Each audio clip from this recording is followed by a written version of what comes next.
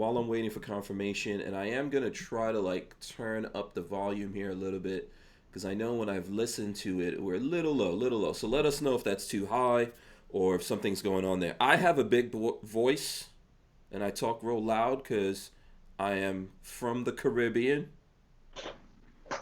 And yeah, so I don't know if you need any more than that.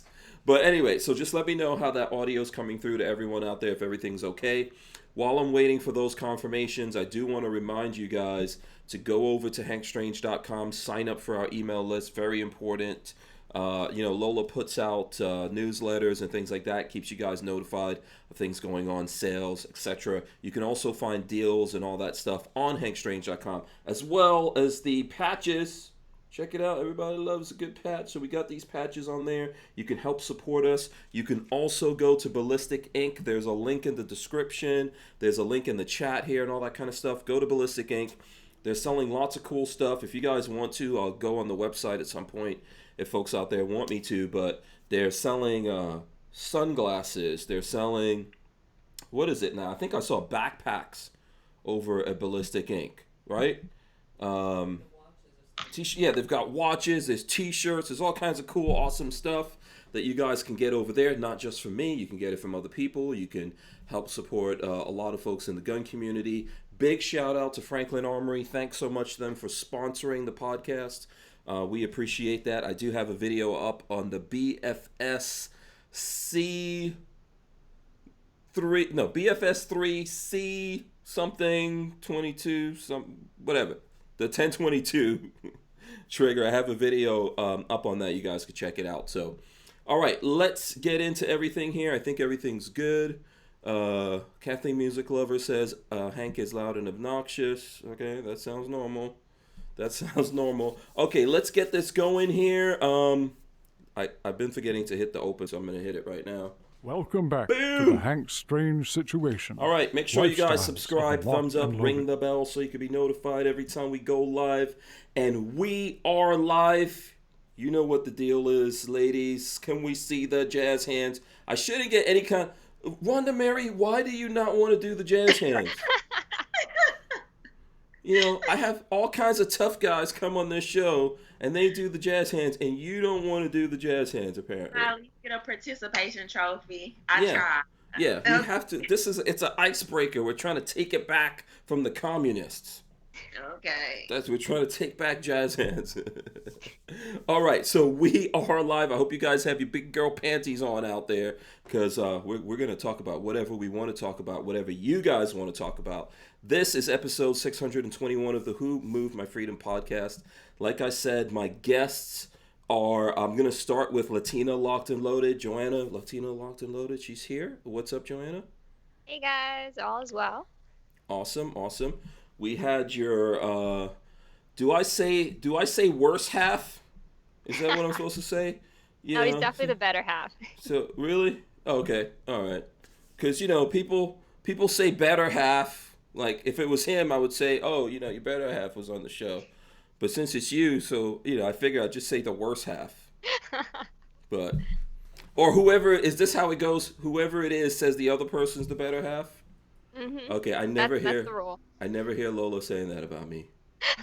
She never thinks I'm the better half. So anyway, we had PRP, Puerto Rican Pistolero, on yesterday. Joanna, welcome back to the show. Very special guest joining us. Rhonda Mary is in the building. Oh, thank you. It was such a lovely welcoming. Yes. But hey, y'all, I've been invited back, so thanks for having me. Yeah, what was Lola saying? I said, Rhonda looks like your niece. Oh, Rhonda says you look like one of my nieces. I mean, Lola says you look like one of my nieces. Sorry, I'm getting that totally mixed up. Really? You have some beautiful nieces, sounds like. Yes, absolutely. The top of your head's kind of cut off. I don't know if that's deliberate. You want us to see the shirt? Is that what's going on here? Yeah, anti-statist. What's the rest of it say? What's below the anti-status? It says an advocate, an advocate of freedom, skeptic of government, anti-bootlicker. Okay, awesome. Yeah, I like that. And I also kind of like this kind of like dreadlock. How would you describe your hair? Tell me. These are So called faux locks. faux locks. Okay, so they're not Therefore, real. they're for people that like the idea of locks but don't, like commitment. So Oh, that's me. oh. Okay, there's a lot. There's a lot to unpack out of that. There's a lot. We could get deep in that Right. conversation, but it looks good. It looks good on you. I like it, and it's kind of like purplish, right? It's the same color as my actual hair, which is like a kind of like a dark reddish color. Oh, okay. So you were born with dark reddish hair, is this? I wasn't born with. See, you kind of getting into all the secrets, right? I like it. I like it. You know, Thank this you. is my kind of show. There's beautiful women on the show, and then me. So we could call it Beauty and the Beast. Okay, I like that. It has a Yeah. little thing to it. Yes. You're right, Hank. Yes. You're Yeah. right. You know, in my younger days, if you guys would have seen me in my younger days, I was pretty good looking. I'm not trying to be, brag or anything like that, but I was pretty hot. I was pretty hot. I'm Is just that saying. I'm right? just saying. Yeah. That was a long time ago, though. So, but hey, I lived it and I enjoyed it and I recommend it for everyone. So, people are saying welcome back to you guys out there. Shout out to everyone who's out there. Smash the thumbs ups, okay? Very important. We appreciate that. Smash those thumbs ups. Share this if you can. So we do have the ladies here tonight. Kind of. I guess this is ladies' night. It's ladies' night. You'll never get rid of me. You'll never get rid of me. I always have to be here. I'm kind of like, what do they call? What is it? The ringleader. What is the guy in the circus? Yeah, the ringleader. Yeah, I'm kind of like that, so I have to be here. But what's on the minds of the women? I kind of want to hear about Rhonda Mary's recent event. I was following Uh-oh. it on Instagram. Oh, so you And going I want right to in? ask her about that. Yeah. Yeah, right in. I was trying to ease into that, Rhonda, but okay. It's like boom, Yeah. straight. to it. So you went to set it up for the folks out there. What was this event you went to? So I basically went to a 2A rally that Mhm. was actually hosted by a local Black Lives Matter chapter in Richmond, Virginia. So Okay. that's where I was this weekend. They actually invited me to speak. Mhm. And so I spoke while I was there. I got a chance to meet some really cool people and got a chance to meet the young man that is basically leading that organization. So, Yeah. can you tell us the particular name of this BLM Yes, chapter? this is BLM 757. Okay, and what does that 757 mean? I think that's the area code. I'm pretty sure Okay. of the area they're representing. Okay. So, they're they're affiliated with the regular Black Lives Matter that we all know about, Mm-hmm. right? Okay. Well, so that's the interesting thing, right? I actually interviewed him, and it's kind of weird. They are affiliated. They are under the same name, but he is very forthcoming about the fact that they don't get huge support from the national organization. Mm-hmm. They don't support a lot of things that the national organization does. Mm-hmm. And that they're more super laser focused on their actual area and working with the people that's there. Do they ever get political? Now, actually, Spike Cohen was there. Mm-hmm. He was there as well. Yeah, and he's from the Libertarian Party. Yes, I don't know if I was interrupting you. Mm-hmm. And in one of the speeches, the guy, his name is Jafari, he did mention that he wants people to start looking at more than just Republican or Democrat, maybe branching out, and dealing with other like third parties and things like that. And there was a conservative guy that was there. I can't remember what city he was from, but he was with one of the gun groups, and he's running in, I can't remember what state. Okay. Was this a conservative black guy? Yes. Okay. Mm-hmm. All right. So before, like, I mean, we really should deep dive into this. Um, I would like to know where everyone's at when it comes to Black Lives Matter. I'll start with me. I believe that Black Lives Matter, every single life on the face of the planet, regardless of, what your complexion has to be, matters, in my opinion. And I understand, basically, to me, I understand where the movement is coming from in everyone's minds, but whenever I deep dive into it, I see a lot of stuff that I don't agree with, ways of life or principles and things like that that are set forth that I personally don't believe in. So that's me. All right. So I don't know if you want to tell us, Rhonda, or maybe Latina Locked and Loaded wants to tell us what she thinks about that before we all get into this. But we can start with you, Rhonda, if you want. What did you think about BLM before you did this? Are you a member of BLM? No, I am not. And Okay. so actually I was quite shocked when I was even invited to speak. Because first of all, I'm not even going to an unarmed rally amongst unarmed people, so don't even ask me. And so to find out they were even hosting a 2A rally, I was super shocked. And then that they would ask me, because I've had some kind of harsh criticism for the national organization. Right. As far as the organization goes, I would say that the organization has been co-opted. So years ago, I was doing deep dive research into Black Lives Matter, into the original organizers. You had Darren Seals, who was one of the original people in Ferguson that was murdered. Okay, I believe he was murdered. I think if I remember correctly, they may have said some type of suicide or something. But he was speaking out about a lot of people coming there, basically co-opting that movement and changing it into something that it wasn't. And so I just feel like it's unfortunate.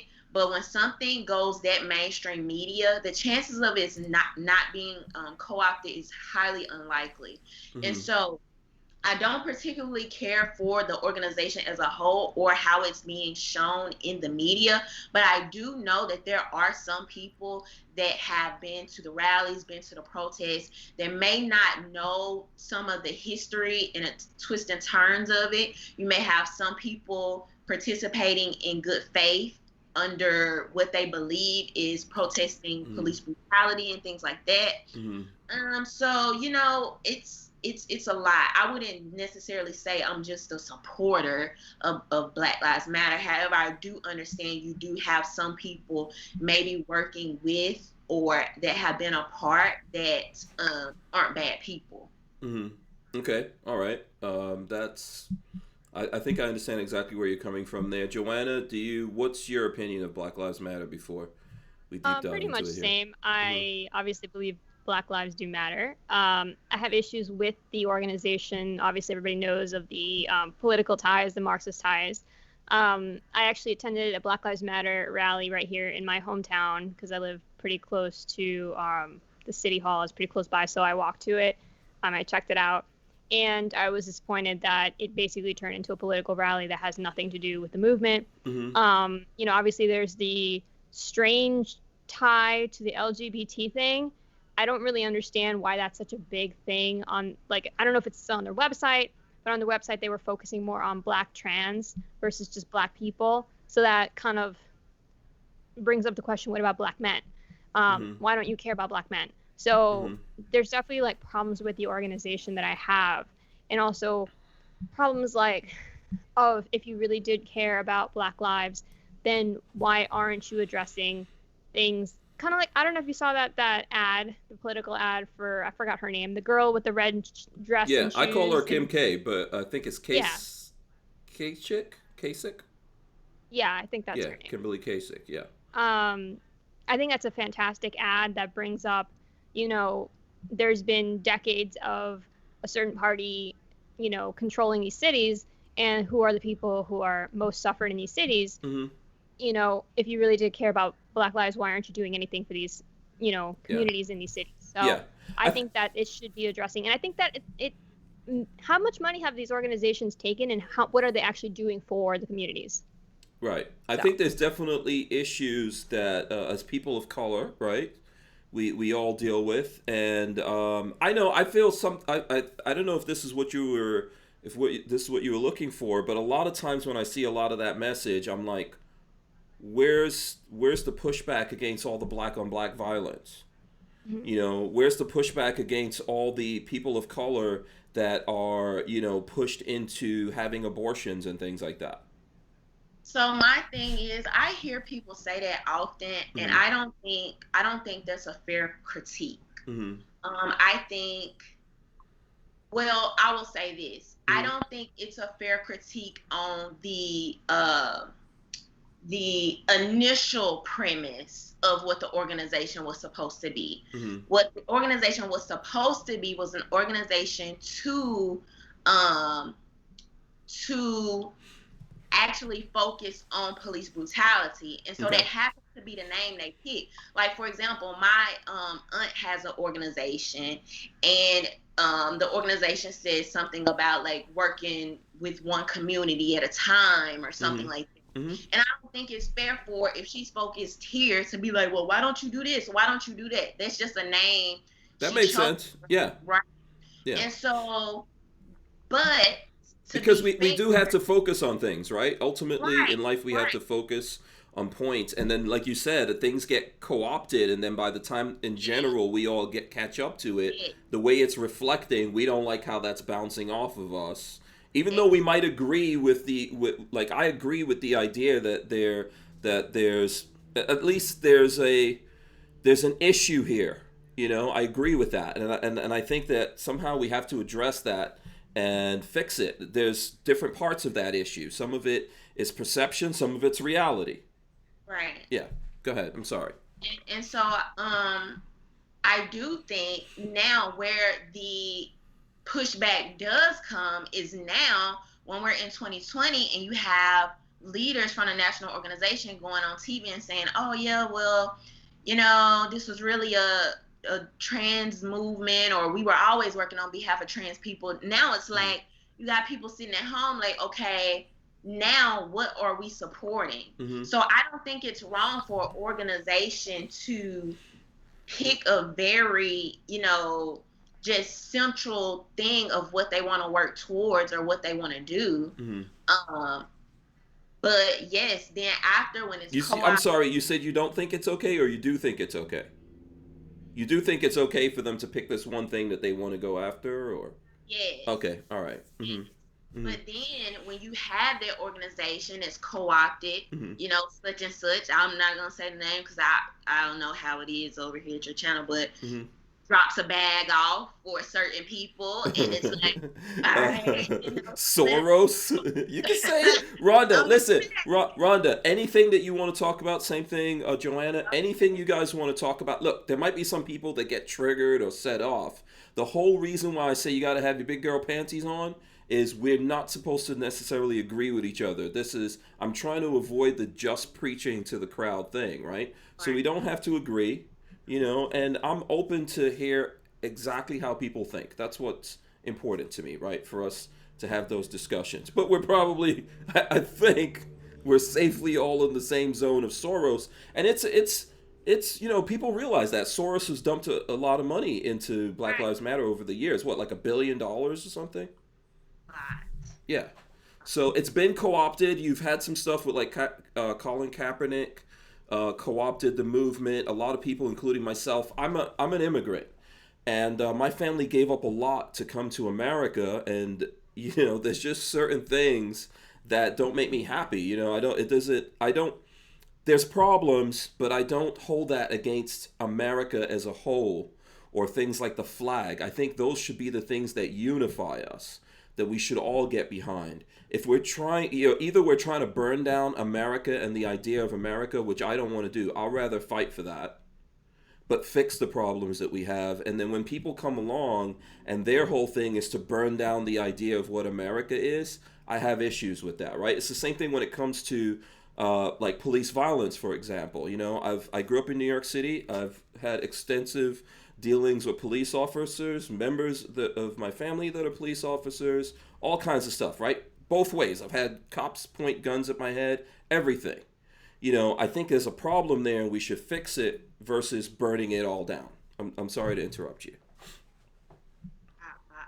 No, it's okay. I Yeah. forgot Yeah, you forgot? what I was saying. Yeah, I think you were saying that there's people who came in, like we were talking about Soros, that came in and took over the Right. whole organization, and it went in a completely left direction. Right. Yeah. So I don't, on the original premise that we were all given, and a lot of unassuming, good faith people that were like, okay, cool, we care about, issues like police brutality, and they're Mhm. like, Black Lives Matter. This is about police brutality. This is what our organization focuses on, right? Mhm. But then when you have people like Soros dropping a bag off, you have them funneling money to Mhm. the DNC. You have people, like the Kaepernicks, and now you have the Bubba Wallaces. You have all these people kind of dipping a little bit into the pot, Mhm. and Mhm. the narratives are going each and every way, and now you have to add some of everything, right? Because Mhm. now, oh no, it's not about the nuclear family. Oh no, it's about trans lives. Oh no, it's about immigration. Oh no, now it's about everything. Mhm. And then people now can come in with that criticism, like, well, so if it's about this and it's about that and it's about this and it's about that, why not that too? Yeah. So yeah, it's yeah, Yeah. it's not in. It's interesting. I don't know if I mentioned this earlier, but this was the point I was trying to make. A lot of those people that were originally in Ferguson were Black men. A Mhm. lot of those people have been murdered now Mhm. or in jail. And a lot of the original information about what happened in Ferguson going into Black Lives Matter and how it was co-opted, a lot of that stuff has been scrubbed from YouTube, scrubbed from the internet. Mhm. So, other than the oral histories of people still talking about it, some of those videos that are still available of Darren Seals and just the people that were researching it at the time and remembering these things. Otherwise, it's like modern day book burning. Yeah, absolutely. I think that's true. And that's why it's interesting that they invited you, right? To get back to the point, I just wanted to set the stage for everyone out there because people might jump in here and not know why we're having this discussion or anything like that or where we're at. So, okay, we established that, right? You can go look up Rhonda Mary. I see her stuff. I follow her on Twitter. I see what she has to say. Same thing with Latina Locked and Loaded. Me, of course, I run my mouth. You guys know what I think about stuff. I was surprised when you said you were going to this. I think I saw you. Devin went out there as well. Trenchwork Chronicles. So, how did these guys find you? Why did they invite you? Basically, they found me through Dev, Okay. and so Dev was kind of like the person we were communicating with. Mm-hmm. And when Dev told me, I was like, you sure? I was like, have they seen my Twitter? Have they seen my Instagram? Yeah. He was like, nah, it's cool. He was like, he was like, you'll see when you meet this guy, but he's a little bit more rogue. That's the terminology Dev Mm-hmm. used. Mm-hmm. I was like, okay.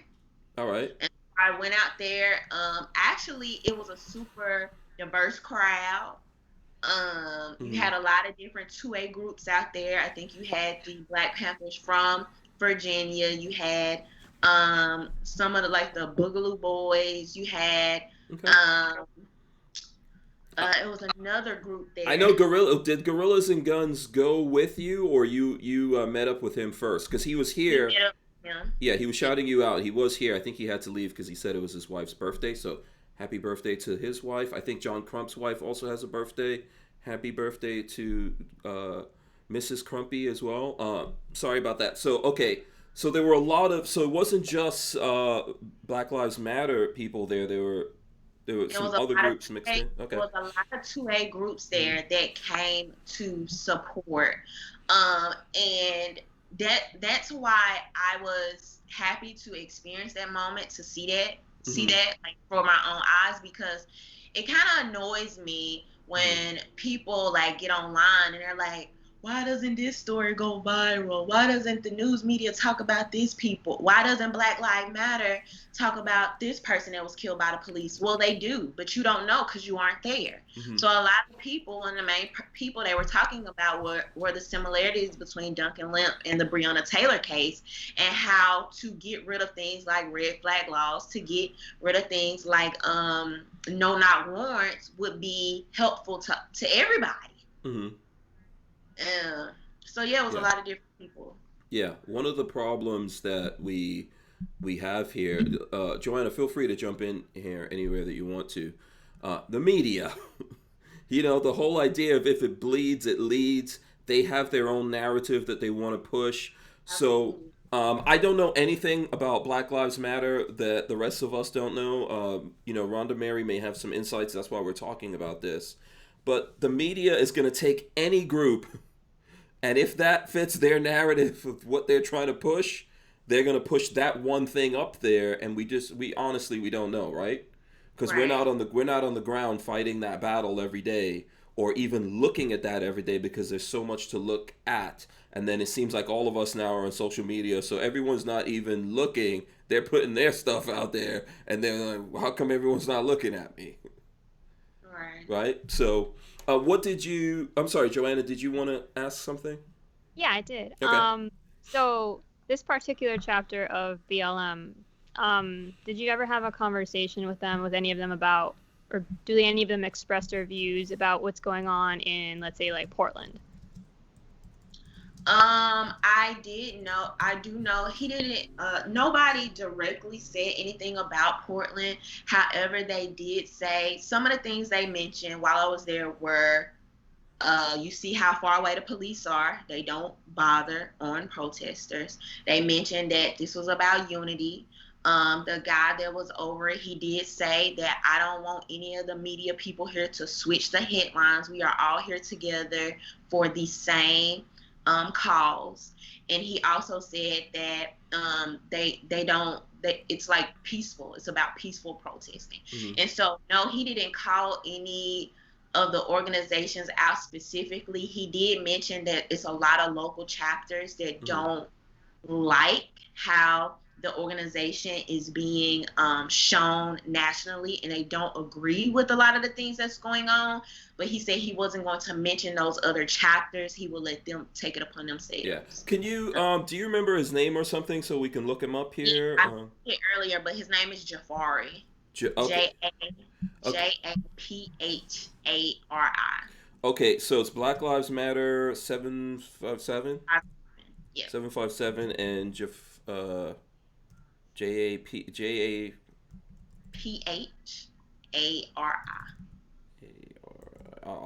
I'm just gonna look it up so that while we're talking about it. So what's his mission for Black Lives Matter 757? So I know a couple of things he mentioned to me was that they are working on things like it's like a lot of stuff going down in Virginia with the gun laws and stuff like that. It's one particular one that they're focused on right now that I cannot remember off the top of my head. But y'all know the stuff y'all heard about, like Ralph Northam and everything that's going out down in Virginia. So I know that's one of the main things that they're focusing on. The red flag laws, the red flag laws, no knock warrants. They talked a lot about the Breonna Taylor case and trying to bring more attention to that. He talked about working with local politicians, regardless of the party line, who would be open and listening to their mission and things like that. Those are just some of the things. Yeah. That we talked about. I just while you were talking there, I just pulled up this article. I could show it again for the folks out there. So the headline, and this is, where is this? 13 News now. It says Black Lives Matter 757 speaks out against riots, looting. You know, let's honor George Floyd's family. Nobody is hurting as much as them, and let's do this for the lives that have been lost and not ourselves. And then it goes into, you know, them talking to him Black Lives Matter 757 is speaking out against recent violent protests that happened in Hampton Roads. BLM President Aubrey Jafari Jones explained they did not start or provoke riots like the ones that led to curfews in Hampton and in Virginia Beach. We would like to let the world know that we are in no way, shape, or form involved in any type of violence or misconduct that took place last night or any nights here in the 757, said Jones. So just from looking at that, right, and we don't pay attention to this stuff all the time, seems reasonable to me. And that's why I really like highlighting people that don't get the mainstream media, like their voices aren't highlighted. And that's why it was important to do this story to me, because people will scream fake news, but you'll get online and you'll rage tweet about fake news, but then you don't give other people that may not look like you, may not think like you don't give these other people that same grace. And it's like, unless you're going to look at all white people the same way, all Republicans the same way, all red hats the same way, all NRA members the same way, all of anybody, right? The same way, then I just don't think that's fair. And so I'm not naive, and I would never try to misguide anybody, because we have seen a lot of destruction and very polarizing story. However, that doesn't take away from the fact that there are other stories that exist as well. Absolutely. Did you have any other questions, Joanna? No, that's pretty much. I was really interested in that. I was following it closely. Her on going to this on IG. I think it's really an awesome chapter that really is focusing on the true meaning, and I feel like it's hard to, I think when everything initially happened, I was very supportive of it nationally, and then when stuff started coming out and I started having issues with it, it was kind of hard, because I still support the movement, but it's hard when you have all this stuff tied to it that I don't believe in or think is problematic. So it's kind of awesome. I think that's understandable, and I think that's a fair assessment. Yeah, that's why everyone has to attempt, at least, and it's tough in the current kind of media thing that we're dealing with, but you have to attempt to take control of your own narrative. And Absolutely. And that's something I talk about like all the time, because I even knew, like, when the George Floyd thing first happened, something that I was really adamant about talking about on YouTube, I was like, y'all just watch. I was like, right now we're talking about things like ending qualified immunity. I was like, just watch how soon we aren't going to be talking about that. It's not going to be the conversation anymore. Then it turned into, syrup bottles and street signs and statues. And I'm like, yeah, what's happening? They'll do it every time. Yeah, and we don't and then we don't have action. We don't actually fix the stuff that we all agree on. Exactly. And if you don't know any better, you'll think the average Black person is just out here caring about syrup bottles, and people most just want to feel safe. Or if you don't know better, for example, I see he was in the chat. I don't know if he's still there, but my friend JP from Blue Rifle Society, that's a police officer in Connecticut. He's not happy about a lot of things that are happening there, right? In his opinion, the bad cops don't need to be there. They make guys like him, look bad, right? So the thing is when we have an issue like that, where everyone could come to that table, including the police officers, right?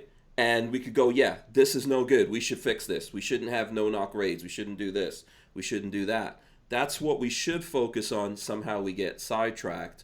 A lot of it has to do with the message and us being able to get out there. It's the reason why I do this. And by the way, if Jafari, if he wants to come on here and talk about stuff, I'm open to that, right? I will definitely let him know. Yeah, I think folks out there would like to hear about that. And Brick says there's 72 watching, 45 thumbs ups. You won't get Rona for thumbing up, I promise. Do smash those thumbs ups, okay? What was your takeaway? What was your takeaway from all of this, Rhonda? My takeaway is, honestly, I think that even to see people that are maybe different in culture, different in political thought, to be able to come together and see why this one particular thing is important for all of us. I think that was like my biggest takeaway, and for even me to remember, because it's like my whole YouTube is based off talking about how trash the media is, and even I sometimes it's like, yeah, this is exactly how they're painting it to me. And it's just not always the case. And so I was glad, just very glad that I got a chance, to see that firsthand. And I wish that more people, because I don't even have to like you to agree that this could both be beneficial to us. And I feel like if more people could think about that, and particularly with me as somebody that's trying to encourage more black women to be armed, to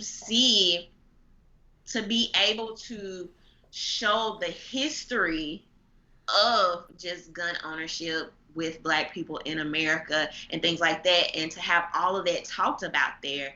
And that stuff is usually hidden. And so I just think that all in all, is so many different levels and variables that make this a story that needs to be told or needs some more, light on it. Yeah, I agree with that. Listen, this is why I don't even like, people would think that folks like us, that we automatically like Fox News. I don't even like Fox News. Me either. Like, I never watch Fox News. Yeah, I watch them when I'm in.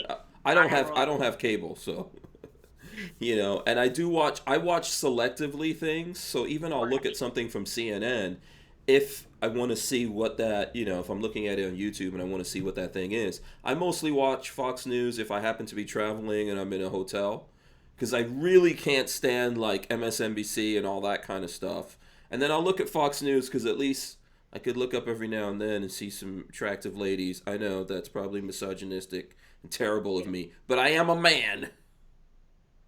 So that's about it. That's, because I'm in the hotel room and, I could look. But honestly, it's the same kind of crap. I don't know if the people out there that are calling themselves journalists really understand what journalism is anymore. I don't think they do. They don't. Like, when I think about a journalist, I think about somebody that investigates, and they don't even do that. It's been times where I've done enough research to sit there watching a journalist talking to somebody, and I'm like, ask them this. Or it's just their opinion instead of actual, facts. Yeah. That's something I have a hard time. I come from a Spanish-speaking family, so in my mom's house, all that we ever watched was news in Spanish, and I didn't realize, like, after I left and came back, and I was sitting there watching TV, how biased Hispanic news is, because it's just, the guy is just sitting there giving his opinion about stuff versus just giving an actual story, which is why I feel like I have to do like double the work when I talk to my parents, like, this is the real fact. Now you have to filter it through your own opinion. What is, just tell me here, because I do, by the way, and this is going to sound so bad, but I do every now and then watch like the Hispanic or Latino channels.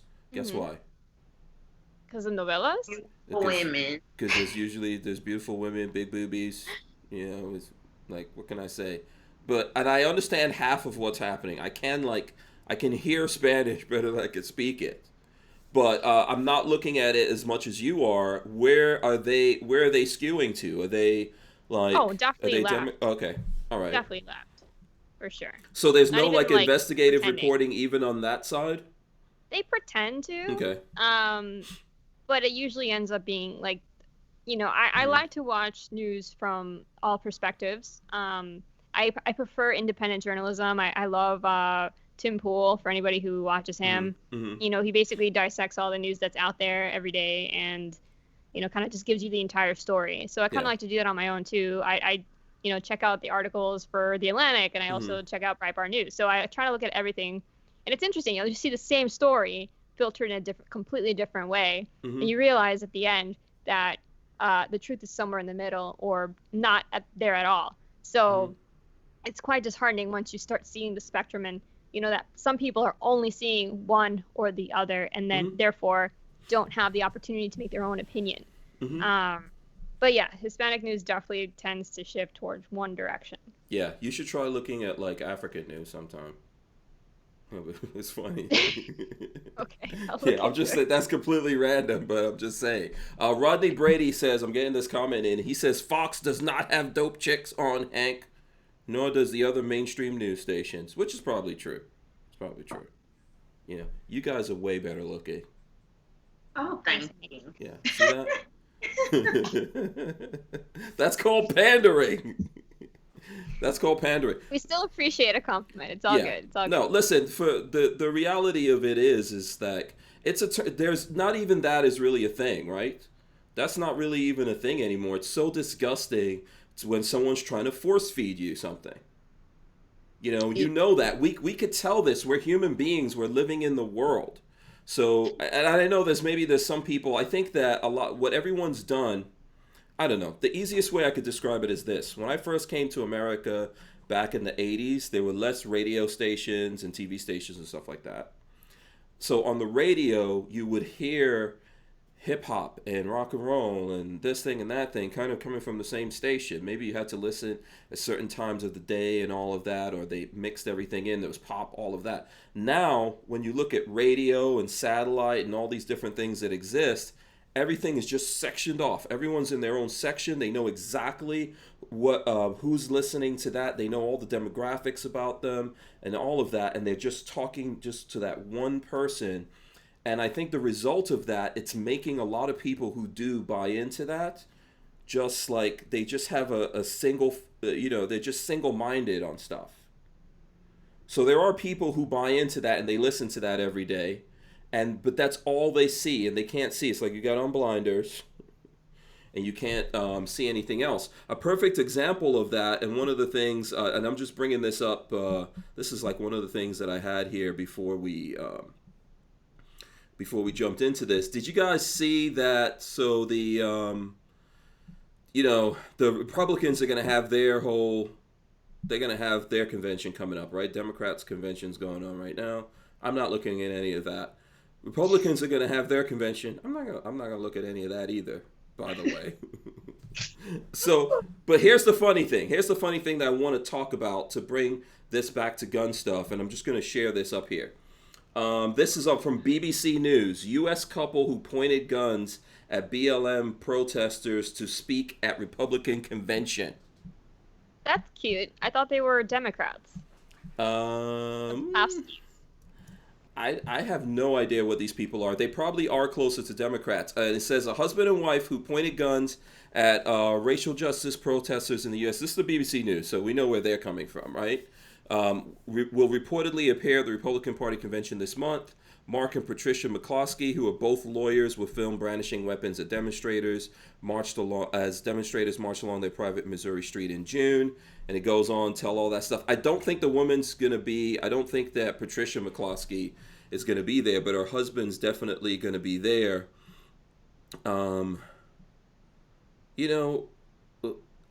This is my opinion of this real quick. I'm going to tell you guys. My opinion is, what the hell is the This is why, to me, Republicans seem fake all the time. And I'm actually registered in Florida as a Republican. I vote for Republicans. But they're a fake ass. You don't actually know. If you see these guys as some kind of 2A heroes, then we are doomed. That's my opinion. I don't know. You guys tell me what you think. I agree. I think if you were trying to make a statement as the Republican Party about the 2A, or you're standing behind the 2A, that is not, you have a plethora of wonderful people that you could have had there. I know many of them. That's not who I would have picked. That doesn't represent, America that is pro-gun. That's a couple fools that didn't even know how to hold their guns right. That just happened to. Now, I have mixed feelings about them. I'm not going to get into, like the whole huge debate that happened when everything started happening about, everybody was arguing about whether they were harmful to the community or they were, a good thing for the community. Mm-hmm. Regardless, that's not the point. The point is, They Why are don't these guys represent the heroes? Why are they, 2A. yeah, why are they showing up there and speaking?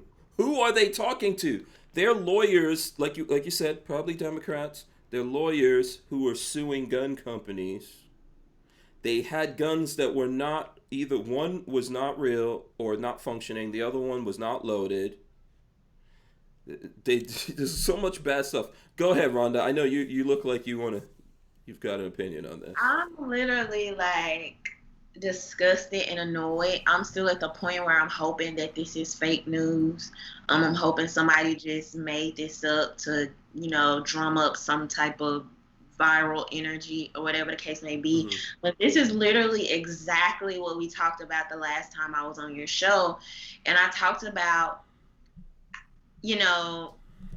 that's the media I have to combat. As somebody that is trying to get people arms, more women that look like me, I'm trying to get them armed, and the media says, that's not, a gun owner don't look like Rhonda Mary. A gun owner looks like the McCoskeys. And even much so, don't you see how the 2A community is uplifting them, hailing them as some type of heroes? Don't you see that that's what Trump stands for? They're going to be speaking at the Republican convention and this and the other. It's ridiculous. It makes no sense to me. It's bad marketing. And then for Trump to constantly cry about like how the news media is doing him, I don't think this was maybe like a direct decision he made, right? But for just Republicans in general to cry about the fake news and the media spin and this and the other, y'all constantly throw them bait. That is just red freaking meat for people to eat up and be like, because it's a very divisive story, and I talked about this, right? If they would have came out on their lawn the same exact way and kept those freaking inoperable firearms holstered, we wouldn't even be having this discussion right now. It wouldn't even be a problem. Well, and then also they wouldn't be heroes. Dante Layton says that this is the essence of 2A, not Clint Eastwood. And he says they represent regular Americans. And I'm not sure if he's being sarcastic or not, right? I'm just getting, huh? Are we saying regular Americans don't know how to use firearms? Or is that what we're like? Is that what we want? Honestly. Yeah, I don't. The thing I'm gonna say is yes. I feel like those people had the right to defend themselves on their property. Were they all of that. Themselves? Yes, what I'm going to say is, like, to me, that whole situation was a perfect storm of things that luckily everyone came out of it okay. But I'm split down the middle in all of that. So I'm not saying to you that they didn't have a right and blah, blah, blah. But whoever in the gun community, whatever people in the industry, those guys got offered 50 guns from the gun industry. 50. Okay? They don't know how to use. Yeah. That they don't know trigger discipline. No. They Offer sued. Them training. Offer them training. They sued. Actually, they were did. suing the gun industry. The reason why they had an inoperable gun is because they were lawyers suing a firearms manufacturer. So you've got to understand the level of ignorance of people in the gun industry to not dig into that story and go, these guys are not really on our side. Okay, I might agree with their right to defend their property or whatever, but you need to see these nuances of things and realize that people are looking at that. So the Republican Party, who maybe wants folks like myself, who I'm a Republican, I've voted for Republicans even when I was registered here as a Democrat, and I'm looking at the Republicans right here where I am, and I see that they're not standing up for the Second Amendment or the Constitution. Then you do some craziness like this and bring in these people who are not even really on your side. They just got scared and then did dumb stuff that in reality, they're not gun people. So when I look at all of this and I look around me and I see gun people, and I think you guys are both saying this, I see gun people that you can invite to the RNC convention here that will be great representatives of myself and the gun community and the Second Amendment and on and on and on. But you're choosing these dudes. Do you remember the pictures I think this was in Minneapolis, where you had like the black guy and the white guy holstered, standing in front of the stores, like protecting the stores. Mhm. Why not, like, Republicans are always talking about division, talking about, oh, the big bad media is hurting our feelings. You turn around and do the same thing. I cannot take you seriously. I cannot. It was an older black man sitting out in his chair with his firearm protecting his store. He Mhm. wasn't pointing it at people. Why don't we upheld him? Why Mhm. don't we say, and it's not, I'm not, because I talked about the black and the white guys that were out there. They were like arm in arm or linked Mhm. up in front of the store. So I'm not necessarily saying it has to be a black person, Yeah, I but don't to care. That's not what I don't. I know plenty of white guys. Why don't you have Iraq veteran? Why don't you have Chad, Eric? Why don't you have those guys come up there? Why don't you have we can go through so many people. Military Arms Channel, Mr. Guns and Gear. I You could could have just keep someone going. If you like need a white dude, I was gonna right say you and could have someone like Maj up there who has sure. connection. He was at CPAC. I mean, I think that would be someone like Maj, representative of, to first of all to destigmatize the gun community from being old white men. Hmm. Show that the community has diversity, and also just much more representative of the gun community as well. Hmm. Someone who's actually out there fighting for these rights every day. Hmm. Yeah. and I like that she used the word destigmatize, because I feel like that couple furthers the stigma. That's exactly what they do. For anybody to even try to pretend to deny that, you're being They're not a oblivious. prime example. I think there's people that are latching on to them. So in this case of this couple, the media used these guys because they looked like Ken and Karen, right? So the media liked that message. Here's two white people that just want to point guns at black people, right? So the media used that. And then on this side, on our side, there are a lot of folks who are like, oh, they're awesome. He looks like Trump out there in his, dungarees or whatever, and his, whatever the hell you call those polo shirts. So Pink polo. yeah, there's people who are connected to that, and they think that's who their voters are. That they think that's who they're reaching out to. This is the same exact problem that the NRA had, and you see how that one's going. This is the same exact thing, right? You don't know how to tell these subtle differences. These guys are not heroes. But at some point, it's intentional. It's Hmm. intentional. You cannot tell me that the NRA is not smart enough to diversify and be more adamant about how their messaging is projected at this point. The NRA has like millions of dollars behind that organization. Hmm. At some point, like, let's be honest, let's be real. For people who are upholding this couple, like for example, me, right? I don't necessarily think they should go to jail, they should lose their livelihood, stuff like that. And I can be fair in saying that and say, yes, you deserve the right to protect your property, your livelihood. But also, no, I don't think this is some type of superhero couple Hmm. that we should put as the face of the 2A community. Right. Absolutely. Or defending your property or whatever it is, right? It's not this. It's just. But guess what though? The truth of the matter is, this is how Republicans see things, and they don't see it that much differently from Democrats. And this is the reason why they're giving up. They're basically burning down the Second Amendment. Houdini Unchained gave us $5 here. He says, "You can't blame the media here. This is what I hate about most gun tubers. They know exactly what this is. It's racial. The mental gymnastics is crazy." That's from I Houdini. like There you go. it to some extent. Like, I definitely, I feel like people are kind of, drawing that line in the sand, because if it wasn't racial, right, and you honestly cared about the Second Amendment, you would want it to be projected in the most favorable light, especially because of the history of how it's been in the past. Hmm. You will want to move forward, promoting those good things. Yeah, Harry's holster says the reality is the RNC is trying to appeal to open-minded swing voters, the majority of which know nothing about guns. The St. Louis couple works to hit that demographic. I mean, I feel like the Republican Party, the RNC, should be well funded enough that it should have analysts knowing what voters there should be targeting.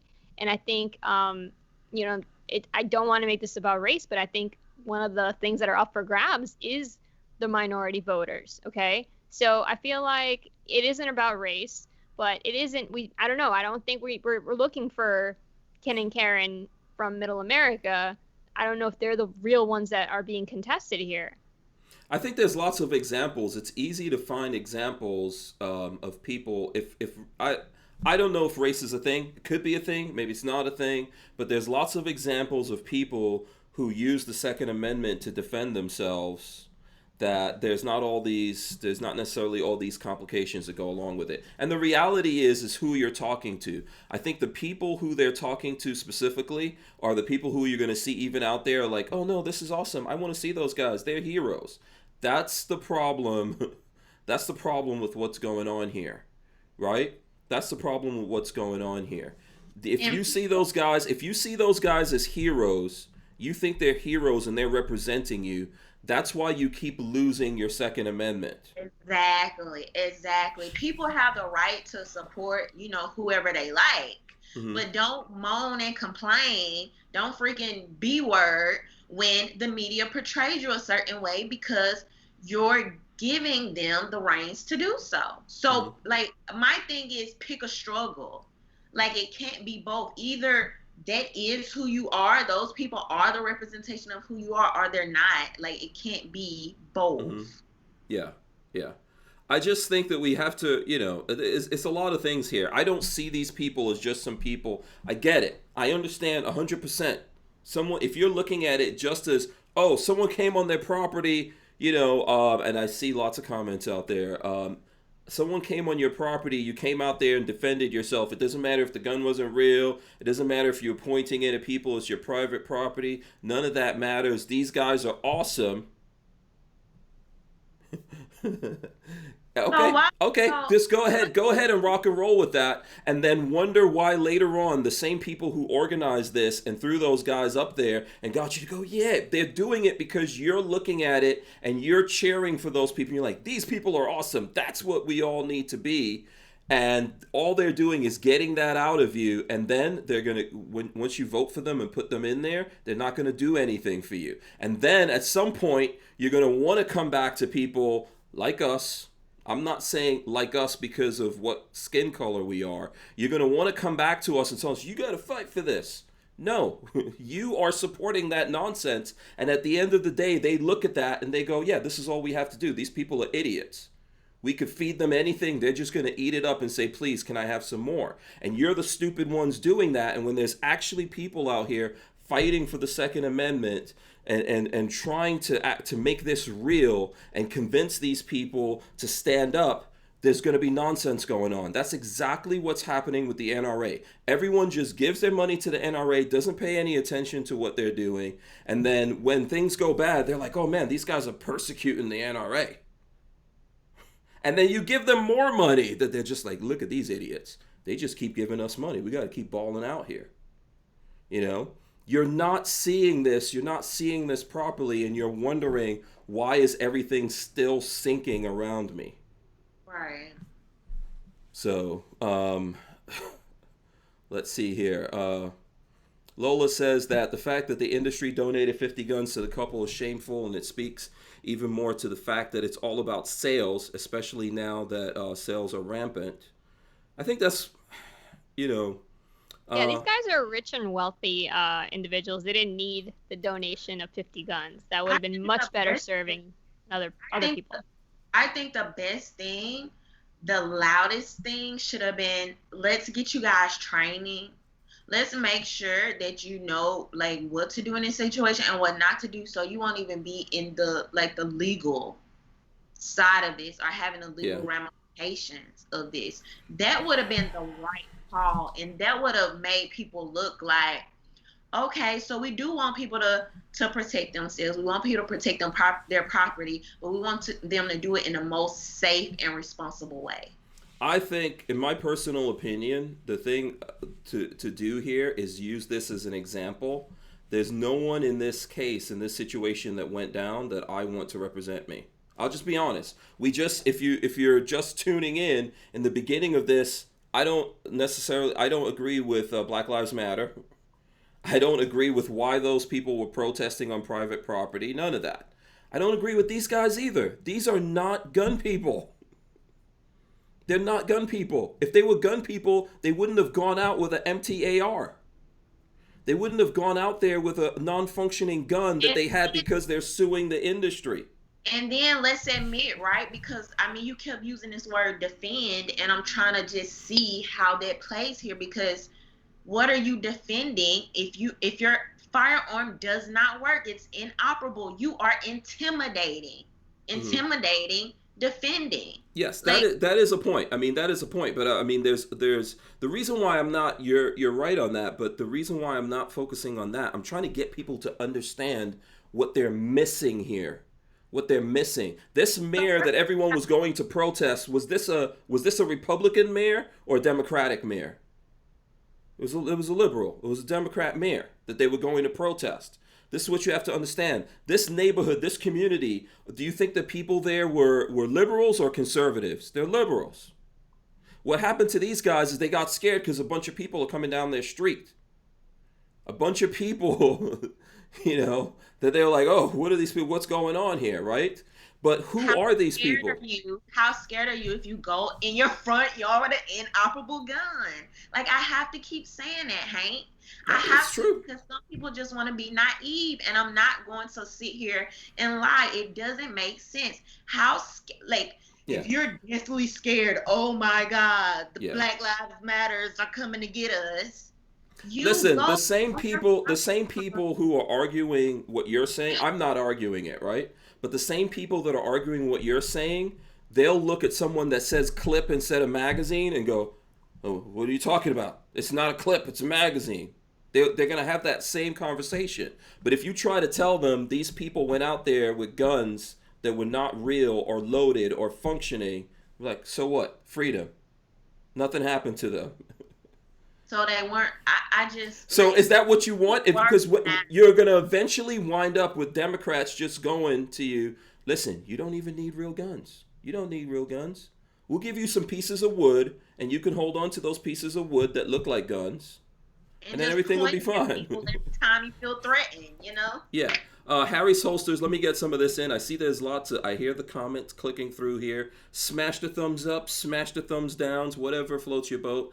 Harry's Holster says 10% of voters decide an election.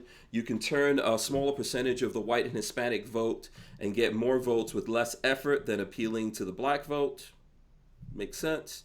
And then Harry's Holsters also says, would Maj even agree to speak at the RNC convention? Meeting with Trump admin to discuss issues is one thing, but speaking at the RNC is a straight up endorsement. Well, I can't... I don't know about you guys. I can't speak for Maj, so I don't know what he would do or not do. But I guarantee you, Maj would go to the opening of anything. He'll go anywhere. He'll go speak to anyone. I don't really know him. He'll go speak to some people who are anti-gun or whatever. So I'm going to say he probably would agree to that. I think I can't speak for him, but I feel like he would understand that the impact would be huge in terms of his mission. So I mean, it would benefit the community. Yeah. And I think he's Rhonda? The kind of person who would do that. Yeah. I think he will probably go anywhere. I saw him post something the other day about going to Portland. So I'm like, you obviously will go anywhere. So yeah. Yeah. Harry Solsa says, I've wondered if the McCloskeys didn't set up the protest. They probably had the resources info-wise to make the protest happen. I don't know about that. I just know they're lawyers. They've made a lot of money from suing people. They were very shocked. I saw them. When they first got in trouble, they had a black lawyer sitting next to them. They were talking about how they helped a lot of black people win money. And they were shocked that they were getting in trouble because of what they did. Which tells me what side they thought they were on. You know, so I get all this stuff. I'm just trying to tell you guys that that you lose more people than you think you gain. If you're the core, the base that the RNC is talking to, and you're happy to see that, and then later on you're complaining. It's like I remember when the second time Obama got reelected, right? This happened the first time, to be honest with you. And then all of a sudden there was this run on guns. And I live in a neighborhood that's 99% white. I live in the country. I live in farm country. When you see beef, it's what's for dinner. You ever heard that slogan? Mm-hmm. Okay. I see that on bumper stickers 1,000 times a day where I live, because that's what's raised out there. Beef. Okay? These folks, I remember, they didn't want to vote for Romney and all that kind of stuff. I don't argue with them, right? But when Obama got elected, they were mad at like all the black people when the guns all of a sudden started selling, and they were scared, you know. And I would run into that, and people were like, oh, you know, they're mad, and I'm like, dude, don't look at me. I didn't vote for Obama. You know who voted for him, made him president? You voted for him. You could go look and see. It's a whole bunch of white people, predominantly white women. Why are you getting mad at me? I'm a gun guy. Why are you guys here now in the store trying to buy all the guns? Why didn't you take your asses out there and vote? If you didn't want to vote for him, go out there and vote. You know, I think that people cheer on the wrong things, and they're wondering, maybe they're not even like intelligent enough to realize that you're losing. You're not gaining. And in the end, what do you get out of it? This is what happened when Trump first came into office and Republicans had a supermajority. So you had a Republican president and you had a supermajority in Congress and the Senate. What did Republicans do for you? What they give you? Stocks. But here's the problem I have with that. Okay, so I hear this a lot. You know, anytime you're talking in the 2A community about politics, and I've been saying, instead of never Trump, it's never Biden Harris, because of how I feel like I've said this before, that this is the pivotal moment in history for the 2A in America. I think it's time. You know, if we have a Biden president, it's over. I'm that much of a pessimist. Okay. And I have this conversation with people in the 2A community, and then they go, well, Trump didn't do anything for us.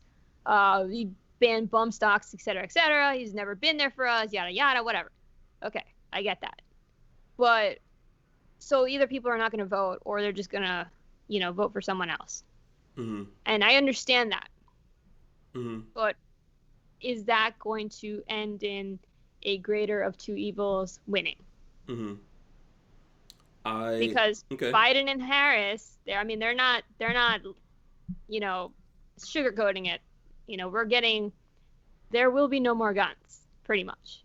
I mean, that's their plan. That's the plan that's getting laid out there, without a doubt. There's a Biden plan for gun control, and basically it says make everything illegal, ban everything, buy back everything else, right? So that's the plan. Let's say you say, well, Congress will never let that happen. Mm-hmm. Well, Harris has already said it. She said, I will give, obviously, Harris is going to be the VP, but anyone who knows that Biden's not long for this world in terms of his mental capacities, if he even has any now, mm-hmm. I think Harris is getting set up as the next president. He's going to bow out, say he's not mentally fit, and then she will be the next mm-hmm. president. Or so someone's holding a slot for Hillary, but okay. Don't say that. Okay. You never know what could happen. This is 2020, okay? Don't make assumptions of what happens in 2020. I'm waiting for aliens. That's going to be aliens are already here. Already here. They've already admitted that there's the government's already admitted they have alien spacecraft. So I'm waiting. They didn't fly over here on remote control. So, yeah, go ahead. I'm sorry. It's all good. So let's say we get President Harris, all right? Mm-hmm. She's already said it. I'm going to give Congress 100 days to pass gun control effective gun control, and if they don't, I'm going to do it myself. Mm-hmm. You know, so that's what we have to look forward to. So then what happens? I mean, I understand. I think I heard you in the podcast that you and PRP do. You said the same thing, that you think if these guys get elected, that's it. Sure. Yeah. That's my opinion. I mean, I might be a pessimist, but I feel like they're making it, like I said, they're not sugarcoating it. It is what it is. They're being pretty heavy-handed. Mm-hmm. And I feel like gun control up until 2020, has been very little bit at a time, kind of like the metaphor, how to boil a frog or whatever. You just put it in cold water and turn up the heat slowly over time. I think that's what they were doing all this time, and now they're tired of doing that, and they don't have to do that anymore, and it's done. Mm-hmm. They're just doing it. Yeah. What do you think, Rhonda, in this scenario? I think either way, we're slowly going towards this super surveilled, take your guns, fill you up with vaccinations type of country anyway. I just don't think it's just a matter of, is it going to happen in the next few years or the next fewer years? And so I don't even really know their whole plan. They just kind of use the word gun control, but I just don't see that happening. As soon as people think, but I definitely think either way, we're still moving that way. Okay. All right. Houdini Unchained gave us a couple of bucks here. He says, do you all really believe Biden will ban all guns? I don't. I think it'll start out with, he may not ban all guns, but I think we're going to end up with like birdshot and shotguns. I mean, it's mandatory. They're talking mandatory buybacks for all AR and high capacity magazines and all that. That's going to be gone. One of the things that might actually kill off the gun industry is in his list of things he suggested that he's going to support is making gun manufacturers responsible. Like, you can sue them and they will be responsible for anything that happens. So basically, we've already seen that happen, and companies go bankrupt, and if no one's willing to make guns because they're going to be held liable for any nut job killing someone, well, then that's going to end. If no one's making guns, then that's it. The guns that are out there, and that's it. There's no more. So, go ahead. No, I mean, it's like he's attacking it from all different perspectives. Bans on, like I said, magazine capacities, definitely. How often you can buy guns or ammo. There's probably going to be a tax attached to all this stuff. So you're only going to have a gun if you're really wealthy. That's what's smart gun mandate.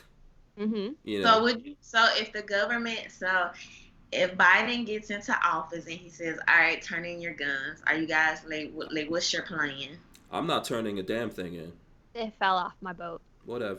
We're going to be living in a different world. So, I mean, my reality is that I'm not turning anything in.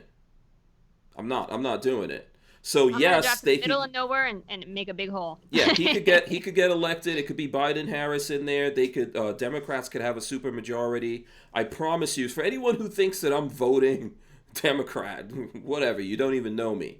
But Democrats, let's say they get a super majority and they're all in there and they start acting on this stuff that they want to do. We already have red flag laws all over the country. We already have a whole bunch of things getting banned and all that kind of stuff. And then these guys get in there. They're just going to keep going at that. Do I think it's all going to happen tomorrow? No. But, that slow burn might continue or speed up. But I'm not giving back anything. I'm not going backwards.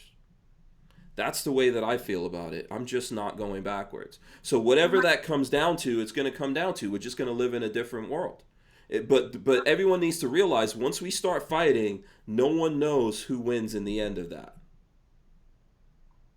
Somebody in the chat said the black market will take over, but the sad thing about that is that, now you're going to turn all these good people into criminals. But then, like, my mind starts going, and I start thinking, well, hell, is everybody that smokes weed every now and again, like, should those people be considered criminals and stuff like that? So, I don't know.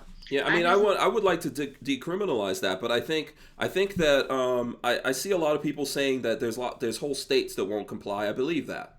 There's entire states that won't comply. Where I live in Florida, particularly, remember that thing where I was saying to you about, out in the country? One thing is my county is a 2A sanctuary, whatever that means. But I know my sheriff, right? I know those people, and I know where those guys are at. So I know that they're not giving up their guns. I don't know if I believe So it. I don't think well, the guys I know are not giving up their guns. I could just tell you that. So I've seen so many people say, "Oh, they're just doing their job." Like even with the mask mandate, like should people be getting punched in the face? Should people be getting their electricity? I don't have to wear a mask where I live. They don't ask anyone to wear a mask. They're not arresting anyone. None of that. That's not happening. So it depends on where you are. You could see, like this, the one thing about what's happening right now is if you look around you, you can see what's happening. I'm broadcasting the show from Gainesville, and this is a freaking hippie town, super liberal. So all that crap is going on here. I see people driving around in their cars with masks on. But where I live, I don't see that. And this is one reason why, I'm telling people now, get the heck out of the cities. Get out, because those are going to get the worst brunt of everything. But I'm sure you also know people that say they're not in, where you are. They're in a different city. There are plenty of people who say, oh, well, mask or stop and frisk or, whatever it may be. Oh, they're just doing their job. Just obey them. They're just doing their job. Where's the line? Who gets to say, you know what I mean? Right. Because guns may be important to you. Smoking weed may be important to somebody else, or, whatever the case may be. Right. So, who... I think you have to look at how law enforcement is working around you, right? So in Gainesville, I tell people this all the time. There's 5, I think there's actually more than 5 police departments inside of Gainesville. Liberal, super liberal town. Okay? Where I live, there's just a sheriff. Everyone knows him. Everyone votes for him. I hide out over there, and those guys know who I am. Right? And I've met them and I've talked to them. My sheriff, when I met him and I talked to him, the video I have up of me being pulled over, he was pissed off about it. And he told me that same department, which is from here, they're from Gainesville, or from this Alachua Sheriff's office, they pulled him and his wife is a deputy in another department. She was driving. They pulled the two of them over and they wanted to disarm her. And she's like, I'm a deputy. She's showing them her badge. So I'm telling you that people don't realize this. Yes, there's bad police officers out there and all that, but there's a lot of police officers that are not complying with that stuff. There's a lot of people in the military and all of that are not complying. And when these guys start fighting, or when the guys who, we actually paid them and spent a lot of money to train them how to fight, start fighting, we're living in a completely different world. We need those officers, that deputy, to tell those stories and speak up, because what's happening is, once again, the media is doing what the media does, and those stories are drowning out those. Imagine a deputy coming out saying, the police were trying to do too much with me, and I'm literally a deputy. They were trying to disarm me. Yeah. You know what I mean? But people just kind of I don't know if they just go on with their lives, or they just stick to this narrative. Oh, well, whatever. That was just that one bad police officer. But when we're being pushed to a time where we're getting concerned about, okay, government overreach, mandatory gun buybacks, we need to be working now to get all of these bad officers out. Absolutely, but I think that's true, and I think people are working on that. It's just like you said. The theme of tonight's show is what you said, and it's 1,000% true. A lot of the truth out there is being hidden from people. Okay, they don't want people to know this. If the RNC was looking for someone to invite up there, why don't they invite up the sheriffs who are refusing to comply with this? Yes, exactly. I would like to see that. Exactly. Why don't they invite up the people who we know are fighting for things? Exactly. Right? This is what they should do. If they want to do something, let's do that. This is why I'm saying, I'm not, there's a lot of people who think, well, you're just not down with us. No, let's do this right. Let's do this right. Let's let people know, because I'm telling you, what you don't know can still hurt you. And once we get into this, people just don't realize that once we actually get into a fighting war in America, if we actually, I hate to say the idea that we're headed towards like civil war. You know why I want to say that? Why I don't want to say that? Because it's a different world that we're living in. It's a different world that we're living in that I don't think people really understand. When I was a kid, I lived in Nigeria. You guys have never like seen in your life. You read in books and history books and stuff like that, and saw movies about civil wars and what happens in those kinds of things. None of us, me, no one out there is prepared. There's some guys who, They're looking forward to there's it. some guys who've actually done this stuff in other places and they realize all of that. But once we get into this, it's not pleasant and it's not fun for anyone. But if you want to know if I'm willing to risk my life and my wife and my children, hell yeah. Because I'm not going to live in America as a slave. And I'm not talking about that because... Your wife? Did you just say you'll risk I'll risk your my wife? entire family to fight for freedom. I'm just telling you something right now. I'm willing to do it. Don't risk Lola. That's what we have to do. Once we start fighting, everyone's at risk. You think you're going to get to put someone in a lockbox? Everyone's at risk. My kids are in college. They're little babies. They don't even understand. They never saw the stuff I saw. They never were in a shootout. They never, I grew up in the hood. I grew up in the crack 80s in New York City. My wife, my kids don't understand that. But if that's what America wants to be, then that's fine. Even though I'm fat and I've got nice things, trust me, I was born in the third world. I understand this. If you want to revert me back to what I used to be, that's okay. We'll go there and we'll live and die there, because at the end of the day, I refuse to be a slave to anyone. And I mean that. I'm not, this is not bravado or anything like that. I'm saying if these guys really want to go there, then they could go there. The problem is they're very emboldened to go there, and people who look like they're on our side are not really on our side. And that's what we have to be careful of, right? This is why I'm willing to go out and vote. And I voted for Trump. I'll vote for him again. I vote for Republicans. But at the same time that I do that, I talk to these guys and I hear all their bullshit. And then when they go, and like in Florida, they go put gun control in effect, and people that are building guns, gun manufacturers and all that in Florida, the citizens of Florida don't even know they've had gun control for the last 3 years. So I'm fighting over that every day, and I'm trying to do everything I could do because I don't want to put my wife and my kids at risk. But if we're going to go there, then what can I do about that? What can I do? I'm not going to live anywhere else in the world. I'm not. I'm going to live here and just fight and die for it. Sorry, go ahead. I appreciate that your particular area that you live in, you would trust the cops that, for being, pro 2A people and not believing in or not enforcing those laws that are unconstitutional. But I do agree with, you had a super chat from Houdini, who questions whether cops are really pro 2A. And I kind of agree with him, because I think the thing is, and someone else in the chat mentioned this earlier, that most Leos and most military do follow orders because it's kind of bred, into them or part of their training. And I think, and I've had this conversation with several Leos, because I have a lot of friends who are in the police departments around here, and I understand where they come from.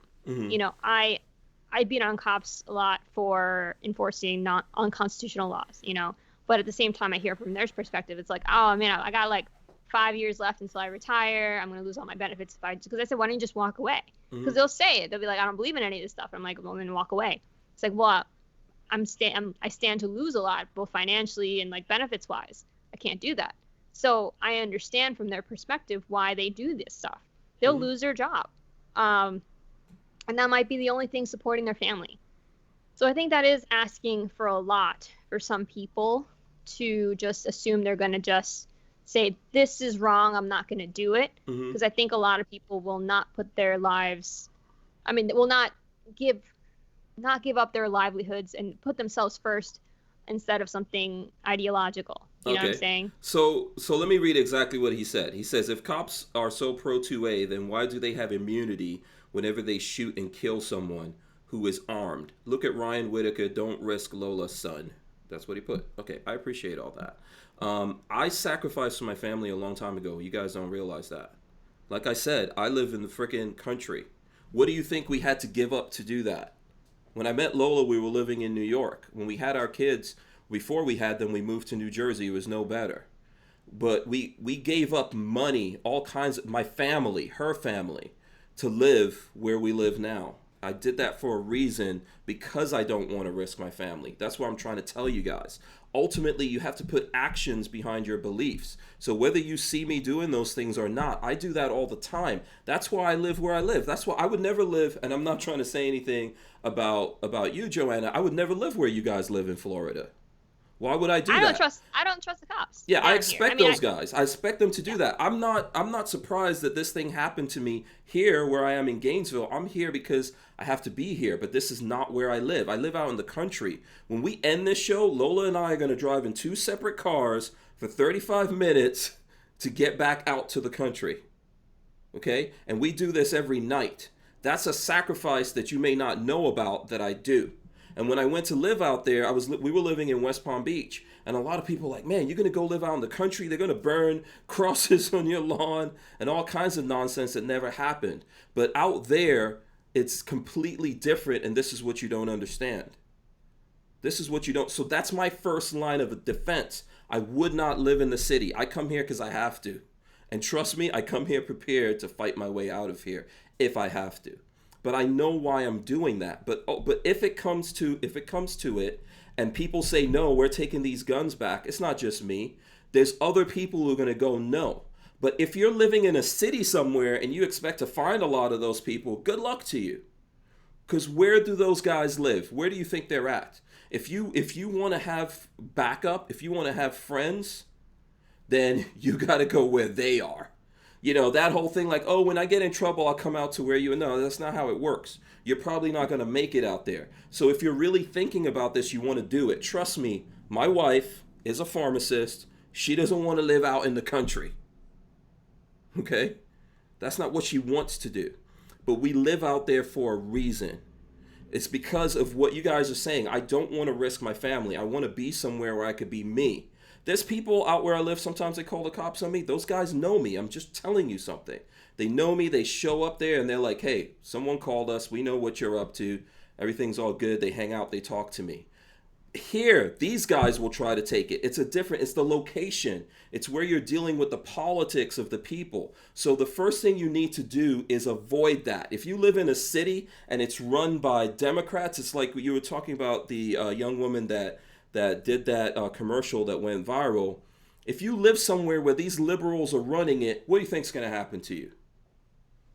What do you think's going to happen? But if you live somewhere where I live, like where everyone knows everyone else, and they know they have to rely on each other to survive, it's a completely different scenario. So that's why I live out there, even though my kids, my wife, they're like, sometimes they get really mad at that and they don't like living out there and they can't see their friends and they don't see their family members and all that.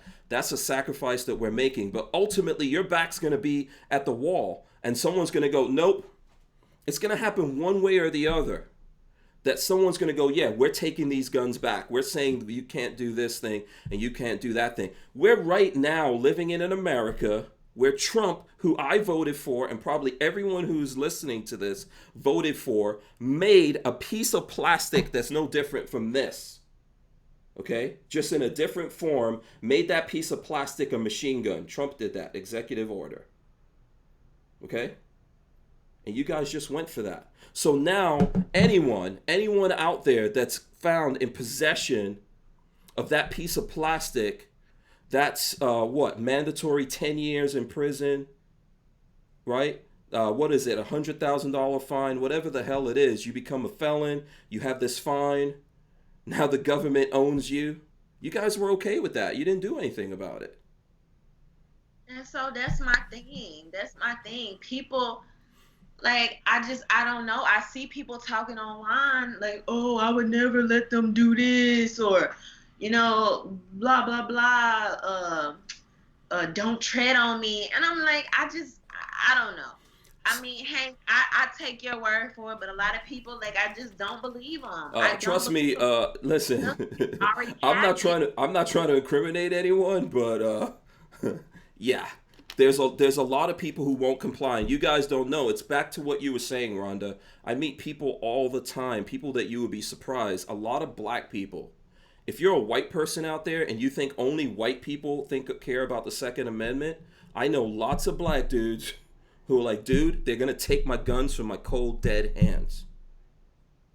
You just, like Rhonda was saying, people don't cover that.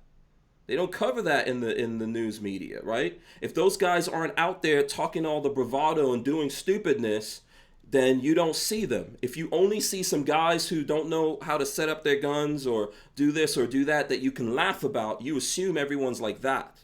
And that's not the reality. But most of those, real bad boys move in silence and violence. You know who said that? Somebody before my time. Biggie. Okay? Someone said it before Biggie, but it's true. Real bad boys move in silence and violence. Okay, so I think that it exists. I think there are people like that, but you know what? You're right. Most people no. Most people just want to be comfortable. That's the problem that we're in. They just don't want to be bothered. They want to have their nice things. They want to, have their easy life, and they're willing to give things up. What's the line? What's the line? So okay, we were okay with the bump stock, Mm-hmm. Okay with this and that.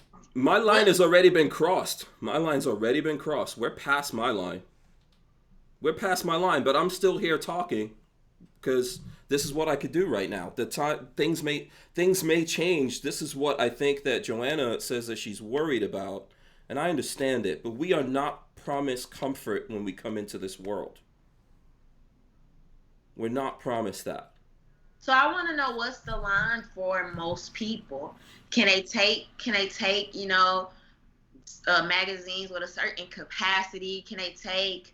I think Joanna mentioned some other things. Does it have to be okay? Bam, turn in your gun, and then something goes off a light bulb, and people are like, okay. But you know what the reality is? Let's look at all the bans happening around the country. Let's look at the bans happening in California, right? In Florida, in other places. How many people actually participated in that? What do you mean? How many? Like how many? Who actually participated? They've been banning things for a long time. Who's participated in that? I mean, who's actually going forward? Yeah, who's actually gone? Oh, but listen, when they did the bump stock thing, do you know how many bump stocks were out there in America? versus okay, a few million. How many did they get and shred and melt down? Not a lot. That's the bump stocks. They've been doing this since machine guns. How many of the machine guns do you think they actually got? Yeah. So the point I'm trying to make, how many magazines or this thing or that thing you think they really actually got from people? But they can't. But you not can't a lot. use Most people you can't go to the complying. range with this stuff. Maybe not. Maybe not. Maybe you can't. But that doesn't mean Civil War. No, I'm just yeah, it doesn't mean that those people aren't prepared. It doesn't mean that those things don't exist. Of course they do. They still exist. They're still out there. And by the way, even if they don't, they're very easy to manufacture.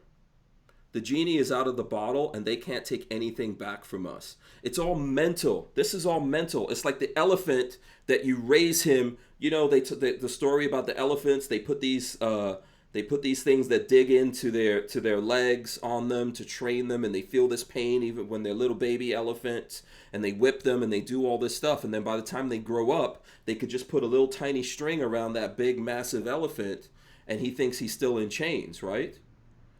It's psychological. It's psychological. What they're trying to do is get our minds. When we go, oh, yes, I don't want to get arrested. I don't want to get in trouble. I'll give this up. I'll destroy this thing. Then that's when they have us. That's when they have us. That, like you said, there's so many things that are illegal and people still doing it. Well, someone asked Beto O'Rourke back when you know, he was still relevant in the primaries. And the only reason I bring up Beto is because Biden said that he would put Beto as the head of his gun control. Yeah, he's so he supposed to might be the become czar. relevant again. So someone asked him, well, what are you going to do when people don't give back their stuff? And he said, well, then it's time to go door to door. So I think that might be the line that Rhonda's talking about.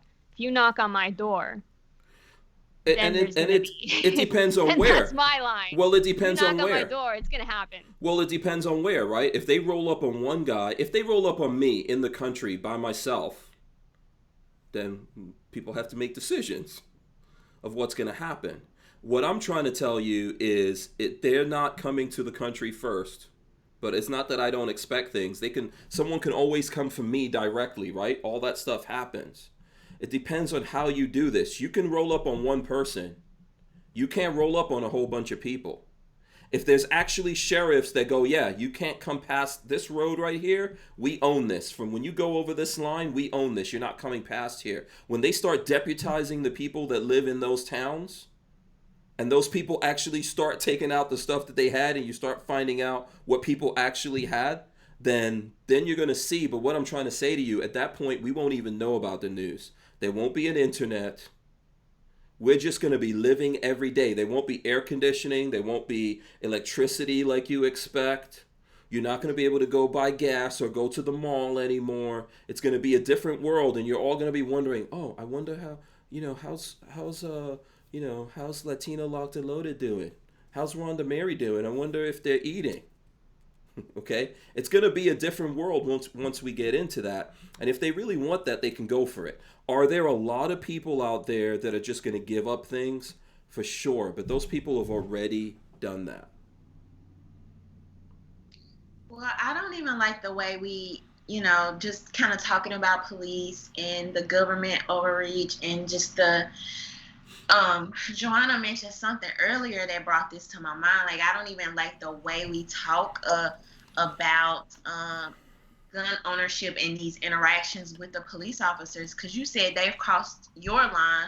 But like for me, even how we look at gun ownership, for the conversation to be when we talk about unarmed people being killed by the police officer, okay, what about all the statistics that were Philando Castile's? Like, we literally don't even know that number. Yeah. You have police officers that are so afraid of citizens having guns, certain citizens having guns. Like, I don't even like the way you have a country that was allegedly built on this idea of being able to protect yourself with your firearm and forming militias when that time comes, if that time comes, right?